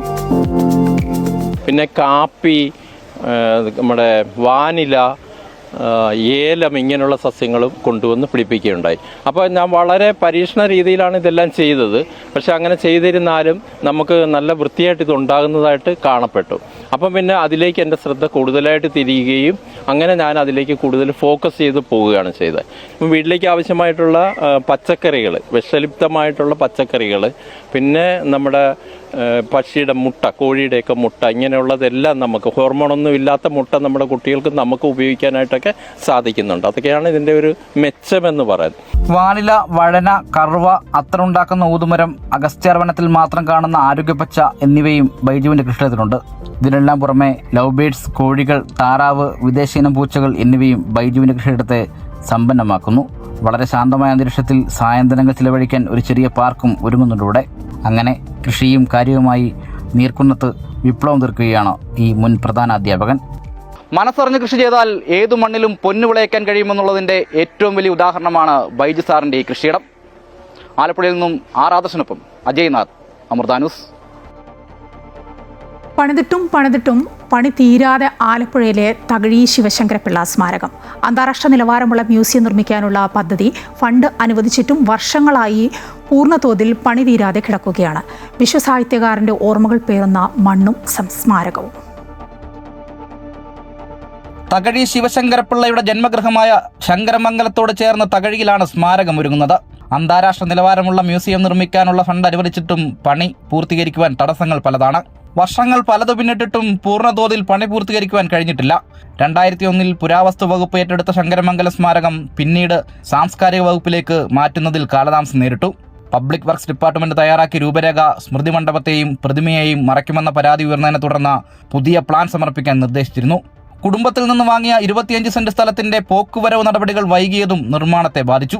2019-20 സംസ്ഥാന ബജറ്റിൽ കോടിക്കണക്കിന് രൂപ അനുവദിച്ചെങ്കിലും സാഹിത്യോത്സവങ്ങൾ ഉൾപ്പെടെയുള്ള പരിപാടികളിൽ പോലും ആവശ്യത്തിന് ആളുകൾ എത്തുന്നില്ലെന്നും സ്മാരകം വേണ്ടത്ര ശ്രദ്ധിക്കപ്പെടുന്നില്ലെന്നും വിമർശനങ്ങൾ നിലനിൽക്കുന്നുണ്ട്. നിർമ്മാണ പ്രവർത്തനങ്ങൾ ഇപ്പോഴും പുരോഗമിക്കുകയാണ്. പണി നടക്കുന്നുണ്ടെങ്കിലും അതും മന്ദഗതിയിലാണ് നീങ്ങുന്നത്. ഇതോടെ കേരള മോപ്പസാങ്ങിന്റെ സ്മരണകൾ അനാഥമാകുകയാണ്. അമൃത ന്യൂസ്, ആലപ്പുഴ. മഴയിൽ വെള്ളക്കെട്ട് ദുരിതവുമായി കോഴിക്കോട് ബീച്ച് ഫുഡ് സ്ട്രീറ്റ്. റോഡിൽ ഡ്രൈനേജ് നിർമ്മിക്കാത്തതിനാൽ റോഡ് പുഴയാകുന്ന അവസ്ഥയാണ് നിലവിലുള്ളത്. ഇത് ബീച്ചിലെ ഫുഡ് സ്ട്രീറ്റിലേക്ക് എത്തുന്ന സന്ദർശകരെയും കച്ചവടക്കാരെയും ഒരുപോലെ പ്രതിസന്ധിയിലാക്കുകയാണ്. ഇന്ത്യയിലെ തന്നെ ഏറ്റവും മികച്ച തീരദേശ ഭക്ഷണ കേന്ദ്രമായി മാറിയ കോഴിക്കോട് ഫുഡ് സ്ട്രീറ്റിലെ കാഴ്ചയാണിത്. കഴിഞ്ഞ വേനൽമഴ പെയ്തപ്പോൾ കടലിനും റോഡിലെ പുഴയ്ക്കുമിടയിൽപ്പെട്ട അവസ്ഥയിലായിരുന്നു ബീച്ചിലെത്തിയവരും കച്ചവടക്കാരും. ഫുഡ് സ്ട്രീറ്റിനായി ഇരിപ്പിടമൊരുക്കി ഇന്റർലോക്ക് പാകി സെറ്റാക്കിയപ്പോൾ മഴക്കാലത്ത് ഒഴുകിയെത്തുന്ന വെള്ളത്തിന് ഒരു ഡ്രെയിനേജ് നിർമ്മിക്കാൻ വേണ്ടപ്പെട്ടവർ മറന്നു. ഇതോടെ ഈ മേഖലയിൽ മുട്ടോളം വെള്ളമുയർന്നു. വേനൽമഴ പെയ്തപ്പോഴാണ് അധികൃതർക്ക് പോലും അബദ്ധം മനസ്സിലായത്. PWD ഉൾപ്പെടെ അനാസ്ഥയ്ക്ക് കാരണക്കാരാണെന്ന് സ്ഥലം കൗൺസിലർ സഫ്രി വെള്ളയിൽ കുറ്റപ്പെടുത്തി. PWD റോഡ് ഉണ്ടാക്കുമ്പോൾ ഡ്രെയിനേജിനെ കുറിച്ച് ആലോചിച്ചില്ല. ഇവർ വെൻഡിങ് സ്ട്രീറ്റ് ഉണ്ടാക്കുമ്പോഴും അതിനെക്കുറിച്ചില്ല. കടപ്പുറമല്ല വെള്ളം എങ്ങനെയെങ്കിലും പോയിക്കോളും എന്നുള്ളതാണ്. അത്ര വികലമാണ് നമ്മളൊക്കെ കാഴ്ചപ്പാടെന്നുള്ളതാണ് അതിൻ്റെ ഒരു കാര്യം. ഇപ്പോൾ അവിടെ വെള്ളം കെട്ടി നിന്നിട്ട് വണ്ടികൾ വന്ന് പാർക്ക് ചെയ്യുമ്പം അവിടെ ഫുട്പാത്തിൽ അവിടെ ഇരിക്കാൻ സൗകര്യം ഇരിപ്പിടം ഒരുക്കിക്കണമല്ലോ, അവരെ മേലൊക്കെ തെറിക്കുകയാണ്. ഭക്ഷ്യസുരക്ഷാ വകുപ്പ് അനുവദിച്ച ഫണ്ടും കോഴിക്കോട് കോർപ്പറേഷൻ അനുവദിച്ച തുകയും വിനിയോഗിച്ചായിരുന്നു ഫുഡ് സ്ട്രീറ്റ് നിർമ്മാണ പ്രവർത്തനങ്ങൾ നടത്തിയത്. എന്നാൽ ഡ്രെയിനേജ് നിർമ്മിക്കാത്തത് ചൂണ്ടിക്കാട്ടിയപ്പോൾ എഞ്ചിനീയർമാർ തങ്ങളെ പരിഹസിക്കുകയായിരുന്നുവെന്ന് കച്ചവടക്കാർ പറയുന്നു. നിലവിൽ കെട്ടിനിൽക്കുന്ന വെള്ളം താഴാൻ ഇന്റർലോക്ക് പൊളിച്ച് കുഴിയാക്കിയിട്ടുണ്ട്. മഴ വീണ്ടും പെയ്യുമ്പോൾ ഇത് അപകടക്കെണിയാകുമെന്ന ആശങ്കയും ഇവർക്കുണ്ട്. ഏറ്റവും കൂടുതൽ എലിയുള്ള വെള്ളിയങ്ങാടി കഴിഞ്ഞാൽ പിന്നെ കോഴിക്കോട് ബീച്ചാണ്. ഈ ബീച്ചിൽ ഈ എലിമാളത്തിലേക്കാണ് ഈ വെള്ളം കയറുന്നത്. എലി അതിനകത്ത് ചത്ത് കിടക്കുന്നത്. ഈ വെള്ളം ചാടിക്കിടന്നിട്ടാണ് എന്താക്കുന്നത്, ഈ മുഴുവൻ ആളുകൾ ബീച്ചിലേക്ക് വരുന്നത്. രണ്ടാമത്തെ അതിനേക്കാളും വലിയ ഭീകര പ്രശ്നം വെച്ചാൽ കടലിൽ കുളിച്ചിട്ടും കടലിൽ കളിച്ചിട്ടും ആളുകൾ നേരെ വന്നിട്ട് ഈ കെട്ടി നിൽക്കുന്ന വെള്ളത്തിൽ കാല് കഴുകിയിട്ടാണ് അവർ പോകുന്നത്. അത് ഭയങ്കര പ്രശ്നമാണ്. കാരണം വലിയ രോഗങ്ങൾ പിടിപെടാനുള്ള ഏറ്റവും വലിയ പ്രശ്നം അതാണ്. കാലവർഷം ഈ മാസം 26-നുള്ളിൽ തന്നെ എത്തും. അതിനു മുമ്പ് ഡ്രൈനേജ് നിർമ്മാണം നടക്കില്ലെന്നത് ഉറപ്പാണ്. ഇതോടെ ഈ മഴ കഴിയും വരെ റോഡിൽ ഈ വെള്ളക്കെട്ട് ദുരിതം തുടരും. ഇത് ഫുഡ് സ്ട്രീറ്റിലേക്കുള്ള ആളുകളുടെ വരവിനെ ബാധിക്കുമെന്ന ആശങ്കയിലാണ് കച്ചവടക്കാർ. അമൃത ന്യൂസ്, കോഴിക്കോട്. കൊല്ലം നഗരസഭയുടെ മുളങ്കാടകം ശ്മശാനത്തിൽ മാലിന്യങ്ങൾ കുന്നുകൂടുകയാണ്. കോർപ്പറേഷൻ പരിധിയിലെ മാലിന്യങ്ങൾ ഇവിടേക്ക് എത്തിക്കുന്നത് കാരണം ശ്മശാനത്തിന്റെ അവസ്ഥ ശോചനീയമായിരിക്കുകയാണ്. മാലിന്യം നിക്ഷേപിക്കുന്നത് നിർത്തലാക്കണമെന്നും പരമ്പരാഗതമായ രീതിയിൽ സംസ്കാര ചടങ്ങുകൾ ചെയ്യുവാനുള്ള സൗകര്യങ്ങൾ ഒരുക്കണമെന്നും ആവശ്യപ്പെട്ട് ഹിന്ദു സംഘടനകൾ രംഗത്ത് വന്നിട്ടുണ്ട്. കൊല്ലം കോർപ്പറേഷൻ പരിധിയിലെ മുളങ്കാടകം ശ്മശാനത്തിന്റെ ഇന്നത്തെ അവസ്ഥയാണിത്. സംസ്കാര ചടങ്ങുകൾ നടക്കേണ്ട ഇവിടം മാലിന്യ നിക്ഷേപ കേന്ദ്രമാക്കി മാറ്റിയിരിക്കുന്നു. 6 ഏക്കറിലായി വ്യാപിച്ചു കിടക്കുന്ന ശ്മശാനം മാലിന്യങ്ങൾ കുന്നുകൂടിയതോടെ തെരുവ് നായ്ക്കളുടെ വിഹാര കേന്ദ്രമായി മാറി. ശ്മശാനത്തിന് ചുറ്റുമുള്ള ഇടങ്ങളിൽ കാടുമൂടിയതോടെ സംസ്കാര ചടങ്ങുകൾക്കായി ഇവിടേക്ക് എത്തുന്നവർക്ക് അതിനാവശ്യമായ സൗകര്യങ്ങൾ ലഭ്യമല്ല. കോർപ്പറേഷനിലെ വിവിധ ഡിവിഷനുകളിൽ നിന്നുള്ള മാലിന്യങ്ങൾ ഉൾപ്പെടെ ഇവിടെ എത്തിക്കുന്നതായാണ് പരാതി. മാലിന്യവുമായി എത്തിയ കോർപ്പറേഷൻ ജീവനക്കാരെ നാട്ടുകാർ പലതവണ തടഞ്ഞെങ്കിലും അധികൃതരുടെ നിർദ്ദേശപ്രകാരമാണ് മാലിന്യം ഇവിടെ എത്തിക്കുന്നതെന്നാണ് ജീവനക്കാർ പറയുന്നത്. കോർപ്പറേഷൻ ഭരണസമിതിയോട് പലതവണ പരാതിപ്പെട്ടിട്ടും ആവശ്യമായ നടപടികൾ ഉണ്ടായില്ല. ശരീരം സംസ്കരിക്കേണ്ട ഒരു ചടങ്ങ് നടത്തേണ്ട ഒരു സ്ഥലം അറവ് മാലിന്യം കൊണ്ട് തള്ളുന്ന തരത്തിലോട്ട് ഇവിടുത്തെ ഭരണകക്ഷികളും കൂടാതെ പ്രതിപക്ഷ കക്ഷികളും കൂടെ ചേർന്നുകൊണ്ട് ഒത്താശ ചെയ്തുകൊണ്ടാണ് ഈ പ്രവർത്തനം ഇവിടെ കഴിഞ്ഞ കാലമായി നടന്നുകൊണ്ടിരിക്കുന്നത്. ശ്മശാനം സംരക്ഷിക്കണമെന്നാവശ്യപ്പെട്ട് ഹിന്ദു ഐക്യവേദി പ്രവർത്തകർ നിരവധി മെമ്മോറാണ്ടം നൽകിയെങ്കിലും ആവശ്യമായ സംരക്ഷണ നടപടികളൊന്നും കോർപ്പറേഷൻ സ്വീകരിച്ചില്ലെന്നാണ് പരാതി. മാലിന്യം കുന്നുകൂടിയതോടെ ശ്മശാന പരിസരം ദുർഗന്ധം വമിക്കുകയാണ്. നിലവിലുള്ള 2 കെട്ടിടങ്ങളിൽ ഗ്യാസ് ശ്മശാനം പ്രവർത്തനരഹിതമായ നിലയിലാണ്. വിശാലമായ സ്ഥലമുണ്ടെങ്കിലും അടിസ്ഥാന സൗകര്യങ്ങളുടെ അഭാവം കാരണം പരമ്പരാഗത രീതിയിൽ സംസ്കാര ചടങ്ങുകൾ നടത്താനും ബുദ്ധിമുട്ട് നേരിടുന്നതായി പരാതിയുണ്ട്. ചടങ്ങുകളുടെ ഭാഗമായി ഉപയോഗിക്കാൻ നിർമ്മിച്ച കുളം ഇന്ന് കാടുമൂടി കിടക്കുകയാണ്. ശ്മശാനം സംരക്ഷിക്കണമെന്നാവശ്യപ്പെട്ട് ശക്തമായ പ്രക്ഷോഭ പരിപാടികളിലേക്ക് നീങ്ങാനാണ് ഹിന്ദു ഐക്യവേദിയുടെ തീരുമാനം. അമൃത ന്യൂസ്, കൊല്ലം. പ്രതിപക്ഷ നേതാവ് പിണറായി വിജയന്റെ തിരുവനന്തപുരത്തെ വാടക വീട്ടിൽ ED പരിശോധന നടത്തുകയാണ്. മാസപ്പടി കേസിലാണ് ബേക്കറി ജംഗ്ഷനിലെ വസതിയിൽ പരിശോധന നടത്തുന്നത്. കണ്ണൂരിലെ വീട്ടിലും പരിശോധനയുണ്ട്. കൂടുതൽ വിവരങ്ങളുമായി തിരുവനന്തപുരത്ത് നിന്ന് അൽഫ്രഡ് ഡിസൂസ ചേരുകയാണ്. അൽഫ്രഡ്, ഇഡിയുടെ പരിശോധന എപ്പോഴാണ് ആരംഭിച്ചത്? ഇന്ന് രാവിലെയോട് കൂടിയാണ് പ്രതിപക്ഷ നേതാവ് പിണറായി വിജയന്റെ വീട്ടിൽ അദ്ദേഹത്തിന്റെ ഇപ്പോൾ താമസിച്ചുകൊണ്ടിരിക്കുന്ന അദ്ദേഹത്തിന്റെ വീട്ടിലും ഇപ്പോൾ കണ്ണൂരിലെ വീട്ടിലും ഇഡിയുടെ റെയ്ഡാണ് നടക്കുന്നത്. മാസപ്പടി കേസിലാണ് റെയ്ഡ്. അതായത് 2 വീടുകളിലാണ് റെയ്ഡ് നടക്കുന്നത്. കണ്ണൂരിലെ അദ്ദേഹത്തിന്റെ വീട്ടിലും ഒപ്പം തന്നെ ഇപ്പോൾ തിരുവനന്തപുരത്ത് താമസിച്ചുകൊണ്ടിരിക്കുന്നത് വയറ്റക്കാട്ടുള്ള ബേക്കറി ജംഗ്ഷനിലുള്ള വീട്ടിലാണ്. ആ ബേക്കറി ജംഗ്ഷനിലുള്ള വാടക വീടാണ്. ആ വാടക വീട്ടിലാണ് ഇന്ന് രാവിലെയോടുകൂടി ഇഡി ഉദ്യോഗസ്ഥരുടെ റെയ്ഡ് നടക്കുന്നത്. ഇത് മാസപ്പടി കേസിലാണ് ഈ റെയ്ഡ് നടക്കുന്നത് എന്നാണ് നമ്മൾ മനസ്സിലാക്കുന്നത്. ഇത് മാസപ്പടി കേസുമായി ബന്ധപ്പെട്ട് അതിന്റെ രേഖകൾ, വിശദാംശങ്ങൾ, മറ്റെന്തെങ്കിലും തെളിവുകളോ ഇതൊക്കെ തന്നെ കണ്ടെത്തുക. ഈ കണ്ടെത്തുന്നതിന്റെ ഭാഗമായാണ് കണ്ണൂരിലെ വീട്ടിൽ അതായത് പിണറായി വിജയൻ താമസിച്ചിരുന്ന മുഖ്യമന്ത്രിയായിരുന്ന പിണറായി വിജയൻ അദ്ദേഹത്തിന് ഇപ്പോൾ അദ്ദേഹം ക്ലിഫ് ഹൗസ് ഒഴിഞ്ഞു. അദ്ദേഹം കന്റോൺമെന്റ് ഹൗസിൽ പോയിട്ടില്ല. ആരും തന്നെ പുതിയ സർക്കാർ ചുമതലയേറ്റ ശേഷം അത് സർക്കാരുമായി ബന്ധപ്പെട്ടവരോ പ്രതിപക്ഷ നേതാവോ ഒന്നും തന്നെ ഔദ്യോഗിക വസതികൾ ഇതുവരെ ഉപയോഗിച്ചിട്ട് തുടങ്ങിയിട്ടില്ല. കാരണം ഔദ്യോഗിക വസതികളുടെ അതിന് സമയമാകുന്നതേ ഉള്ളൂ. അതുകൊണ്ട് തന്നെ പ്രതിപക്ഷ നേതാവ് ഇപ്പോൾ താമസിക്കുന്നത് വയറ്റക്കാടുള്ള ഒരു വാടക വീട്ടിലാണ്. ആ വാടക വീട്ടിൽ താമസം മാറിയിട്ട് ഒരു 2 ആഴ്ചയോ 3 ആഴ്ചയോ ആകുന്നുള്ളൂ. അപ്പോഴേക്കും ഇവിടെ റെയ്ഡ് അദ്ദേഹത്തിന് ഇപ്പോൾ താമസിക്കുന്ന വീട് കേന്ദ്രീകരിച്ചാണ് റെയ്ഡ് നടക്കുന്നത്. ഒപ്പം തന്നെയും പിണറായി വിജയന്റെ കണ്ണൂരുള്ള അദ്ദേഹത്തിന്റെ വീട്ടിൽ ഈ 2ഇടത്തും ഒരേ സമയമാണ് റെയ്ഡ് നടക്കുന്നത്. അൻഫിൽട്ട, 2ഇടത്തും ഒരേ സമയം പരിശോധന നടത്തുന്നു. പിണറായി വിജയൻ എവിടെയാണ് ഉള്ളത്? തിരുവനന്തപുരത്തെ വാടക വീട്ടിലാണോ അതോ കണ്ണൂരിലേക്ക് പോയോ? അദ്ദേഹം തിരുവനന്തപുരത്തെ വീട്ടിൽ ഉണ്ട് എന്നാണ് നമ്മൾ മനസ്സിലാക്കുന്നത്. അദ്ദേഹവും കുടുംബവും തിരുവനന്തപുരത്തെ വീട്ടിൽ ഉണ്ട് എന്ന് തന്നെയാണ് മനസ്സിലാക്കുന്നത്. അദ്ദേഹം കണ്ണൂരിൽ പോയിട്ടില്ല എന്നാണ് നമ്മൾ മനസ്സിലാക്കുന്നത്. പക്ഷേ അദ്ദേഹത്തിന്റെ കുടുംബം, അതായത് മകളും ഒപ്പം തന്നെ മുഹമ്മദ് റിയാസും ഭാര്യയും വീണയുടെ മകനും ഈ തിരുവനന്തപുരത്തെ വീട്ടിൽ ഉണ്ട് എന്നാണ് നമ്മൾ മനസ്സിലാക്കുന്നത്. അതേസമയം പിണറായി വിജയൻ ഇന്നലെ രാത്രി വരെയും അദ്ദേഹം തിരുവനന്തപുരത്ത് തന്നെയായിരുന്നു. തിരുവനന്തപുരത്ത് അദ്ദേഹത്തിന്റെ പരിപാടി അവിടെയാണ്. ഇന്നും അദ്ദേഹം ഇവിടെ തിരുവനന്തപുരം വിട്ട് പോയിട്ടില്ല എന്നാണ് നമ്മൾ മനസ്സിലാക്കുന്നത്.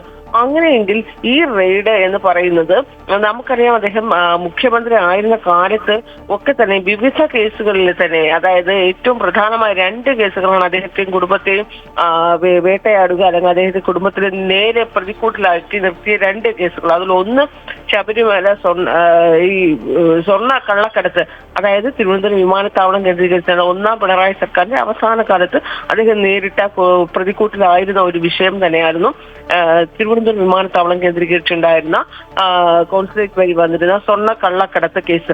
ആ സമയത്ത് പോലും ഇഡി പരിശോധനയും റെയ്ഡും ഒക്കെ വലിയ രീതിയിൽ തന്നെ ഈ പരിശോധന ഉണ്ടാകും എന്ന രീതിയിൽ ആ ഘട്ടം വരെയും എത്തിയിരുന്നു. പക്ഷെ അപ്പോഴും പിണറായി വിജയൻ താമസിച്ചിരുന്ന വീടുകളിൽ, അദ്ദേഹത്തിന്റെ കണ്ണൂരിലെ വീട്ടിൽ ഒന്നും തന്നെ ആ രീതി വീട്ടിലൊരു പരിശോധനയുമായി പോയിരുന്നില്ല.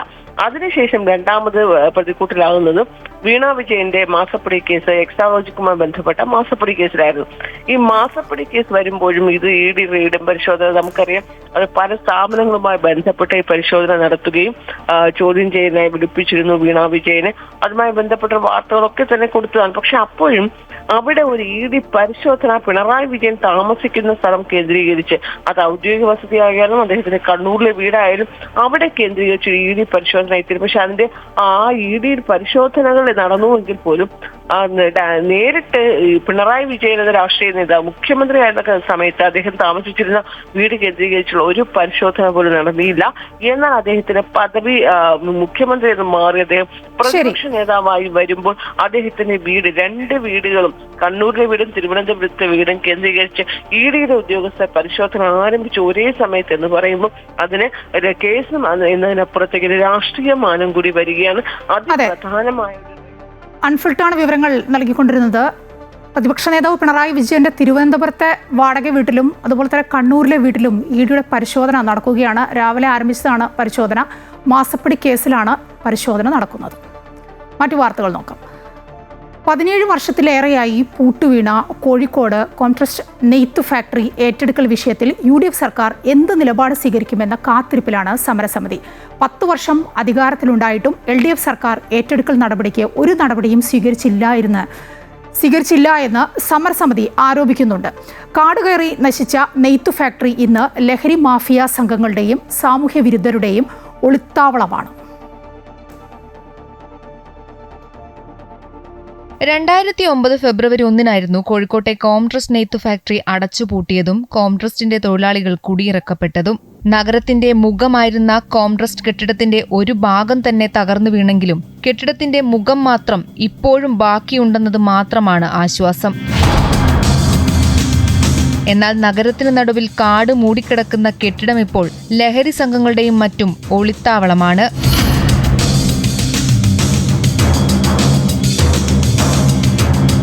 കോഴിക്കോട് കമ്മീഷൻ ഓഫീസിൻ്റെ 1/2 കിലോമീറ്റർ ചുറ്റളവിലാണ് ഈ സ്ഥാപനമുള്ളത്. അവർക്ക് പോലും ചെയ്യാൻ പറ്റുന്നില്ലെങ്കിൽ ഇപ്പോൾ എന്ത് ചെയ്യാൻ പറ്റും? നമ്മൾക്കിപ്പോൾ ഇതുവരെ ഒരു അജ്ഞാത ശവോ അല്ലെ അത് അങ്ങനത്തെ ഒരു ദുരന്തം ഇതിനകത്ത് കാണാൻ പറ്റാത്തതുകൊണ്ടല്ലേ. അങ്ങനെയൊന്നും ഉണ്ടാവാതിരിക്കട്ടെ തന്നെ ഞങ്ങൾ ആയിരിക്കുന്നത്. ഉണ്ടെങ്കിൽ ആരെ അറിയും?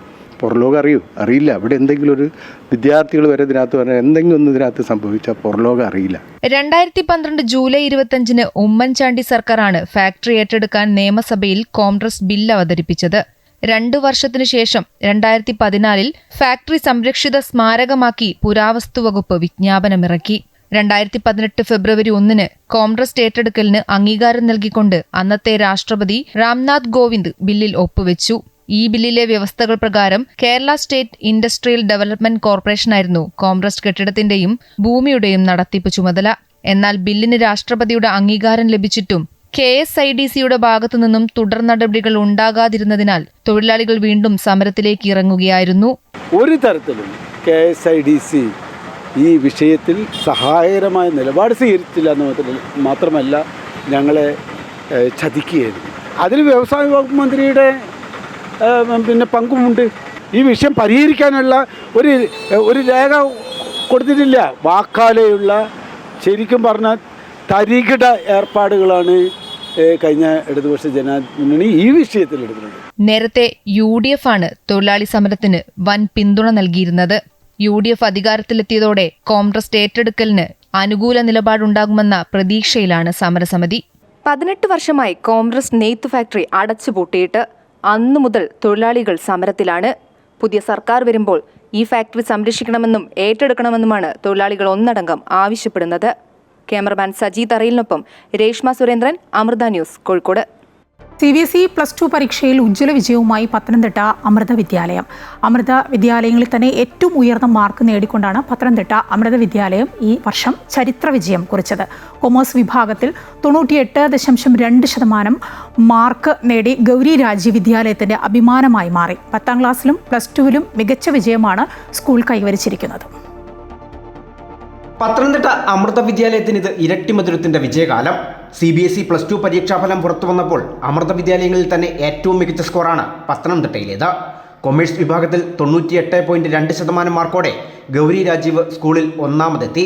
ഇൻഫോർമാറ്റിക് പ്രാക്ടീസ് പരീക്ഷയിൽ 100-ൽ 100 മാർക്കും നേടിയാണ് ഗൗരി ചരിത്ര നേട്ടം കൊയ്തത്. ഇവിടുത്തെ teachers, principal ma'am, vice principal ma'am എല്ലാവരും ഭയങ്കര പ്രോപ്പർ ഗൈഡൻസ് ആണ് പ്രൊവൈഡ് ചെയ്തത്. ഞാൻ എക്സാമിന് അവരുടെ ഇൻസ്ട്രക്ഷൻസ് അനുസരിച്ചാണ് പ്രിപ്പയർ ചെയ്തതും. പിന്നെ എൻ്റെ ഫാമിലി മെമ്പേഴ്സ് ആണെങ്കിലും എല്ലാവരും ഭയങ്കര സപ്പോർട്ടീവായിരുന്നു. ആൻഡ് അതിലുപരി അമ്മയുടെ ബ്ലെസ്സിങ്സ് ആണ് എനിക്കിങ്ങനെ മാർക്ക് സ്കോർ ചെയ്യാൻ പറ്റിയെന്നാണ് എൻ്റെ വിശ്വാസം. സയൻസ് വിഭാഗത്തിലും സ്കൂൾ മികച്ച മുന്നേറ്റമാണ് നടത്തിയത്. 91% മാർക്കോടെ PS അമാനിയ സ്കൂളിൽ 2ാം സ്ഥാനം കരസ്ഥമാക്കി. ടീച്ചേഴ്സിൻ്റെ വളരെയധികം പരിശ്രമവും പിന്തുണയും തന്നെയാണ് എനിക്ക് വലിയ വിജയം നൽകിയത്.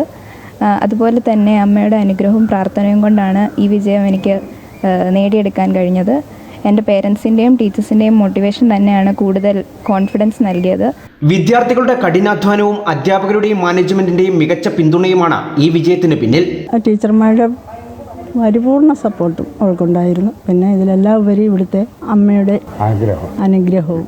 അധ്യാപകർ നൽകുന്ന ആസൂത്രിതമായ പരിശീലനവും കുട്ടികളുടെ ചിട്ടയായ പരിശ്രമവുമാണ് മികച്ച വിജയത്തിന് പിന്നിലെന്ന് അധ്യാപകരും പ്രതികരിച്ചു. ചിട്ടയായ പാഠ്യപ്രവർത്തനങ്ങളും മാനേജ്മെൻറ്റിൻ്റെ ഗൈഡ് ലൈൻസും അധ്യാപകരുടെയും കുട്ടികളുടെയും പ്രയത്നവും കൊണ്ട് ഈ സ്കൂളിലേക്ക് ഈ മികച്ച നേട്ടം കൈവരിക്കാനായത്. ഓരോ കുട്ടികളുടെയും പോരായ്മകളും കഴിവുകളും മനസ്സിലാക്കി അതനുസരിച്ച് പേഴ്സണൽ അറ്റൻഷൻ കൊടുത്ത് അമ്മയുടെ കൃപയും കൂടി ഒത്തുചേർന്നപ്പോൾ ഈ സ്കൂളിന് ഈ വിജയം കൈവരിക്കാനായി. കുട്ടികളെ നമ്മൾ ഇൻഡിവിജ്വലി ഓരോരുത്തരുടെയും കഴിവുകളനുസരിച്ച് പ്രോത്സാഹിപ്പിച്ച് അധ്യാപകർ അതിന് അനുസരിച്ച് അവർക്ക് ക്ലാസ്സുകൾ എടുത്തു കൊടുത്ത് കുട്ടികളും നമ്മളോട് പൂർണ്ണമായി സഹകരിച്ചതുകൊണ്ടാണ് ഇന്നത്തെ ഈ റിസൾട്ട് നമുക്ക് ലഭിക്കാൻ സാധിച്ചത്. സ്കൂളിൽ പരീക്ഷ എഴുതിയ മുഴുവൻ വിദ്യാർത്ഥികൾക്കും ഫസ്റ്റ് ക്ലാസ് വിജയം നേടാനായി എന്നത് സ്കൂളിന്റെ വിജയത്തിളക്കം വർദ്ധിപ്പിക്കുന്നു. മാനേജ്മെൻറ്റിൻ്റെ പൂർണ്ണമായ സപ്പോർട്ടും അക്കാഡമിക് മെൻറ്ററിൻ്റെ നേതൃത്വത്തിലുള്ള മാർഗനിർദ്ദേശങ്ങളും കൃത്യവും വ്യക്തവുമായ അക്കാഡമിക് പ്ലാനിങ്ങും സ്കൂൾ തലത്തിൽ വൈസ് പ്രിൻസിപ്പലിൻ്റെ സിസ്റ്റമാറ്റിക്കായ ഇംപ്ലിമെൻറ്റേഷനും അധ്യാപകരുടെ അർപ്പണബോധത്തോടെയുള്ള അത്യധ്വാനവും രക്ഷകർത്താക്കളുടെ സപ്പോർട്ടും എല്ലാത്തിലും ഉപരി കുട്ടികളുടെ പ്രയത്നത്തിനുമേൽ അമ്മയുടെ കാരണമില്ലാത്ത കാരുണ്യത്തിൻ്റെ അമൃതമഴ അനുഗ്രഹവശമായി പെയ്തിറങ്ങിയതാണ് ഈ വിജയത്തിൻ്റെ സൂത്രവാക്യം. ഓൾ ഇന്ത്യ ലെവലിൽ തന്നെ CBSE +2 വളരെ മാർക്കുകൾ കുറഞ്ഞെങ്കിലും നമ്മുടെ സ്കൂളിനെ സംബന്ധിച്ചിടത്തിട്ട് സയൻസ് ഗ്രൂപ്പിൽ എല്ലാ കുട്ടികളും ഫസ്റ്റ് ക്ലാസ്സാണ് കിട്ടിയിരിക്കുന്നത്. കോമേഴ്സ് ഗ്രൂപ്പിലാണെങ്കിലും ഓൾ കേരള അമൃത വിദ്യാലയത്തിൽ 98.2% മാർക്ക് കിട്ടി നമ്മുടെ കുട്ടികൾ ടോപ്പായിട്ടുണ്ട്. It's a proud moment as a teacher. അതുകൊണ്ട് ഞാനൊരു ട്രൂ അമൃത്യനായിട്ട് തന്നെ മുന്നോട്ട് പോകാൻ ആഗ്രഹിക്കുന്നു. 100% വിജയം എന്ന റെക്കോർഡും പത്തനംതിട്ട അമൃത വിദ്യാലയം ഇത്തവണ കാത്തു സൂക്ഷിച്ചു. +2 പുറമെ 10ാം ക്ലാസ് പരീക്ഷയിലും സ്കൂൾ മികച്ച വിജയമാണ് കൈവരിച്ചത്. അമൃത ന്യൂസ്, പത്തനംതിട്ട.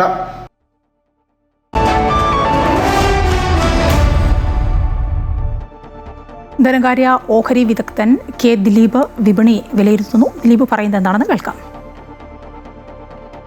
ഇന്നലത്തേതിൽ നിന്നും മാറ്റമില്ലാതെയായിരിക്കും ഇന്ന് വ്യാപാരം തുടങ്ങുക. വളരെ ഉയർന്ന തോതിലുള്ള കയറ്റിറക്കങ്ങൾ പ്രതീക്ഷിക്കണം. കഴിഞ്ഞ ദിവസം 24,000 എന്ന നിലവാരത്തിന് മുകളിൽ മുൻനിര സൂചിയായ നിഫ്റ്റിയിൽ വ്യാപാരം അവസാനിപ്പിച്ചെങ്കിലും ഇന്നലെ നിക്ഷേപകർ ലാഭമെടുത്തതോടുകൂടി ആ ഒരു നിലവാരത്തിൽ നിന്നും താഴേക്ക് നീങ്ങുന്ന സാഹചര്യമുണ്ടായി. ആഗോള സാഹചര്യങ്ങൾ വീണ്ടും വിപണിക്ക് പ്രതികൂലമായതാണ് വിപണിയിലുള്ള വിൽപ്പനയ്ക്ക് പ്രധാനപ്പെട്ട കാരണം. ഒപ്പം തന്നെ കഴിഞ്ഞ ദിവസങ്ങളിലെല്ലാം വിപണിയിൽ ഏതെങ്കിലും തരത്തിലൊരു നിക്ഷേപ താല്പര്യമോ ഉയർച്ചയോ ഉണ്ടാകുമ്പോൾ നിക്ഷേപകർ ലാഭമെടുക്കുന്ന ഒരു പ്രവണത കൂടി വരുന്നത് കൊണ്ട് തന്നെ അതിൻ്റെ ഒരു സ്വാധീനവും വിപണിയിലുണ്ടായി.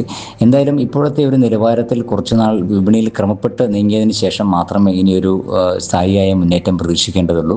അതുകൊണ്ട് തന്നെ ഇപ്പോഴത്തെ 24,000 എന്ന നിലവാരം മുൻനിര സൂചിയായ നിഫ്റ്റിക്ക് പ്രധാനമാണ്.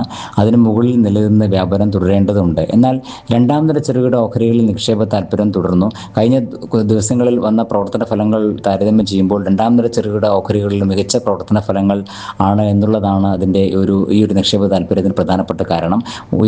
മുൻനിര ഓഹരികളുമായി താരതമ്യപ്പെടുത്തുമ്പോൾ മെച്ചപ്പെട്ട പ്രവർത്തന ഫലം വന്നുകൊണ്ടും ദീർഘകാല അടിസ്ഥാനത്തിൽ മികച്ച നേട്ടമുണ്ടാക്കിത്തരാൻ രണ്ടാം നിര ചെറുകിട ഓഹരികൾ കഴിയും എന്നുള്ളത് കൊണ്ടുമാണ് അത്തരം ഓഹരികളിൽ നിക്ഷേപ താല്പര്യം ഉണ്ടാകുന്നത്. അതൊരു പരിധിവരെ വിപണിയുടെ അന്തർധാര ശക്തമാണ് എന്ന് തന്നെയാണ് കാണിക്കുന്നത്.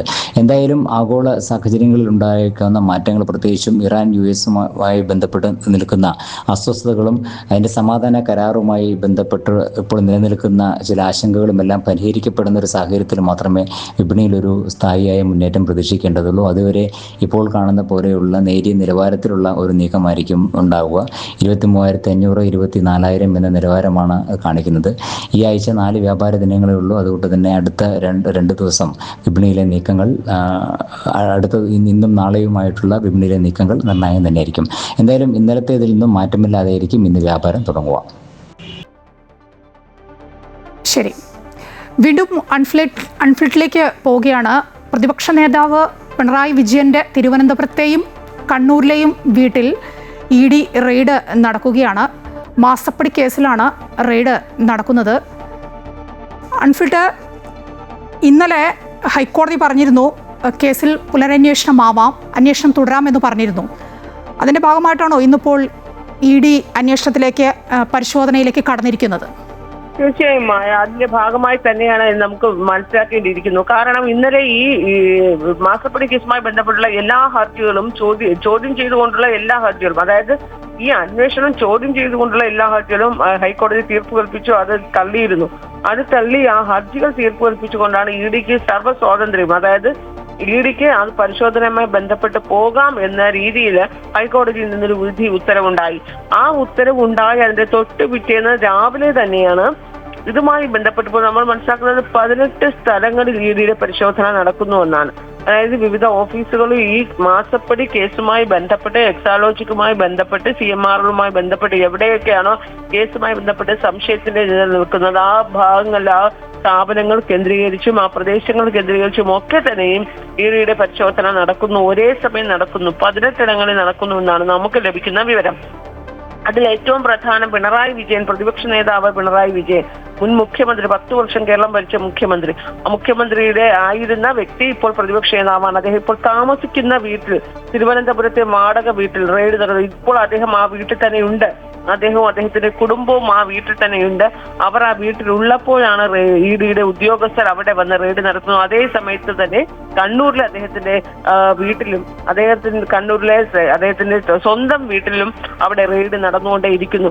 അപ്പോൾ ഈ മുഖ്യമന്ത്രി ആയിരുന്ന വ്യക്തി ഇപ്പോൾ നേതാവ്, ഇപ്പോൾ പ്രതിപക്ഷ നേതാവായപ്പോൾ നമുക്കറിയാം മുഖ്യമന്ത്രിയുടെ ഒരു പ്രിവിലേജ് ഒരിക്കലും ഒരു പ്രതിപക്ഷ നേതാവിന് അത്ര കണ്ട് ലഭിക്കില്ല, ക്യാബിനറ്റ് ആണെങ്കിൽ കൂടിയും.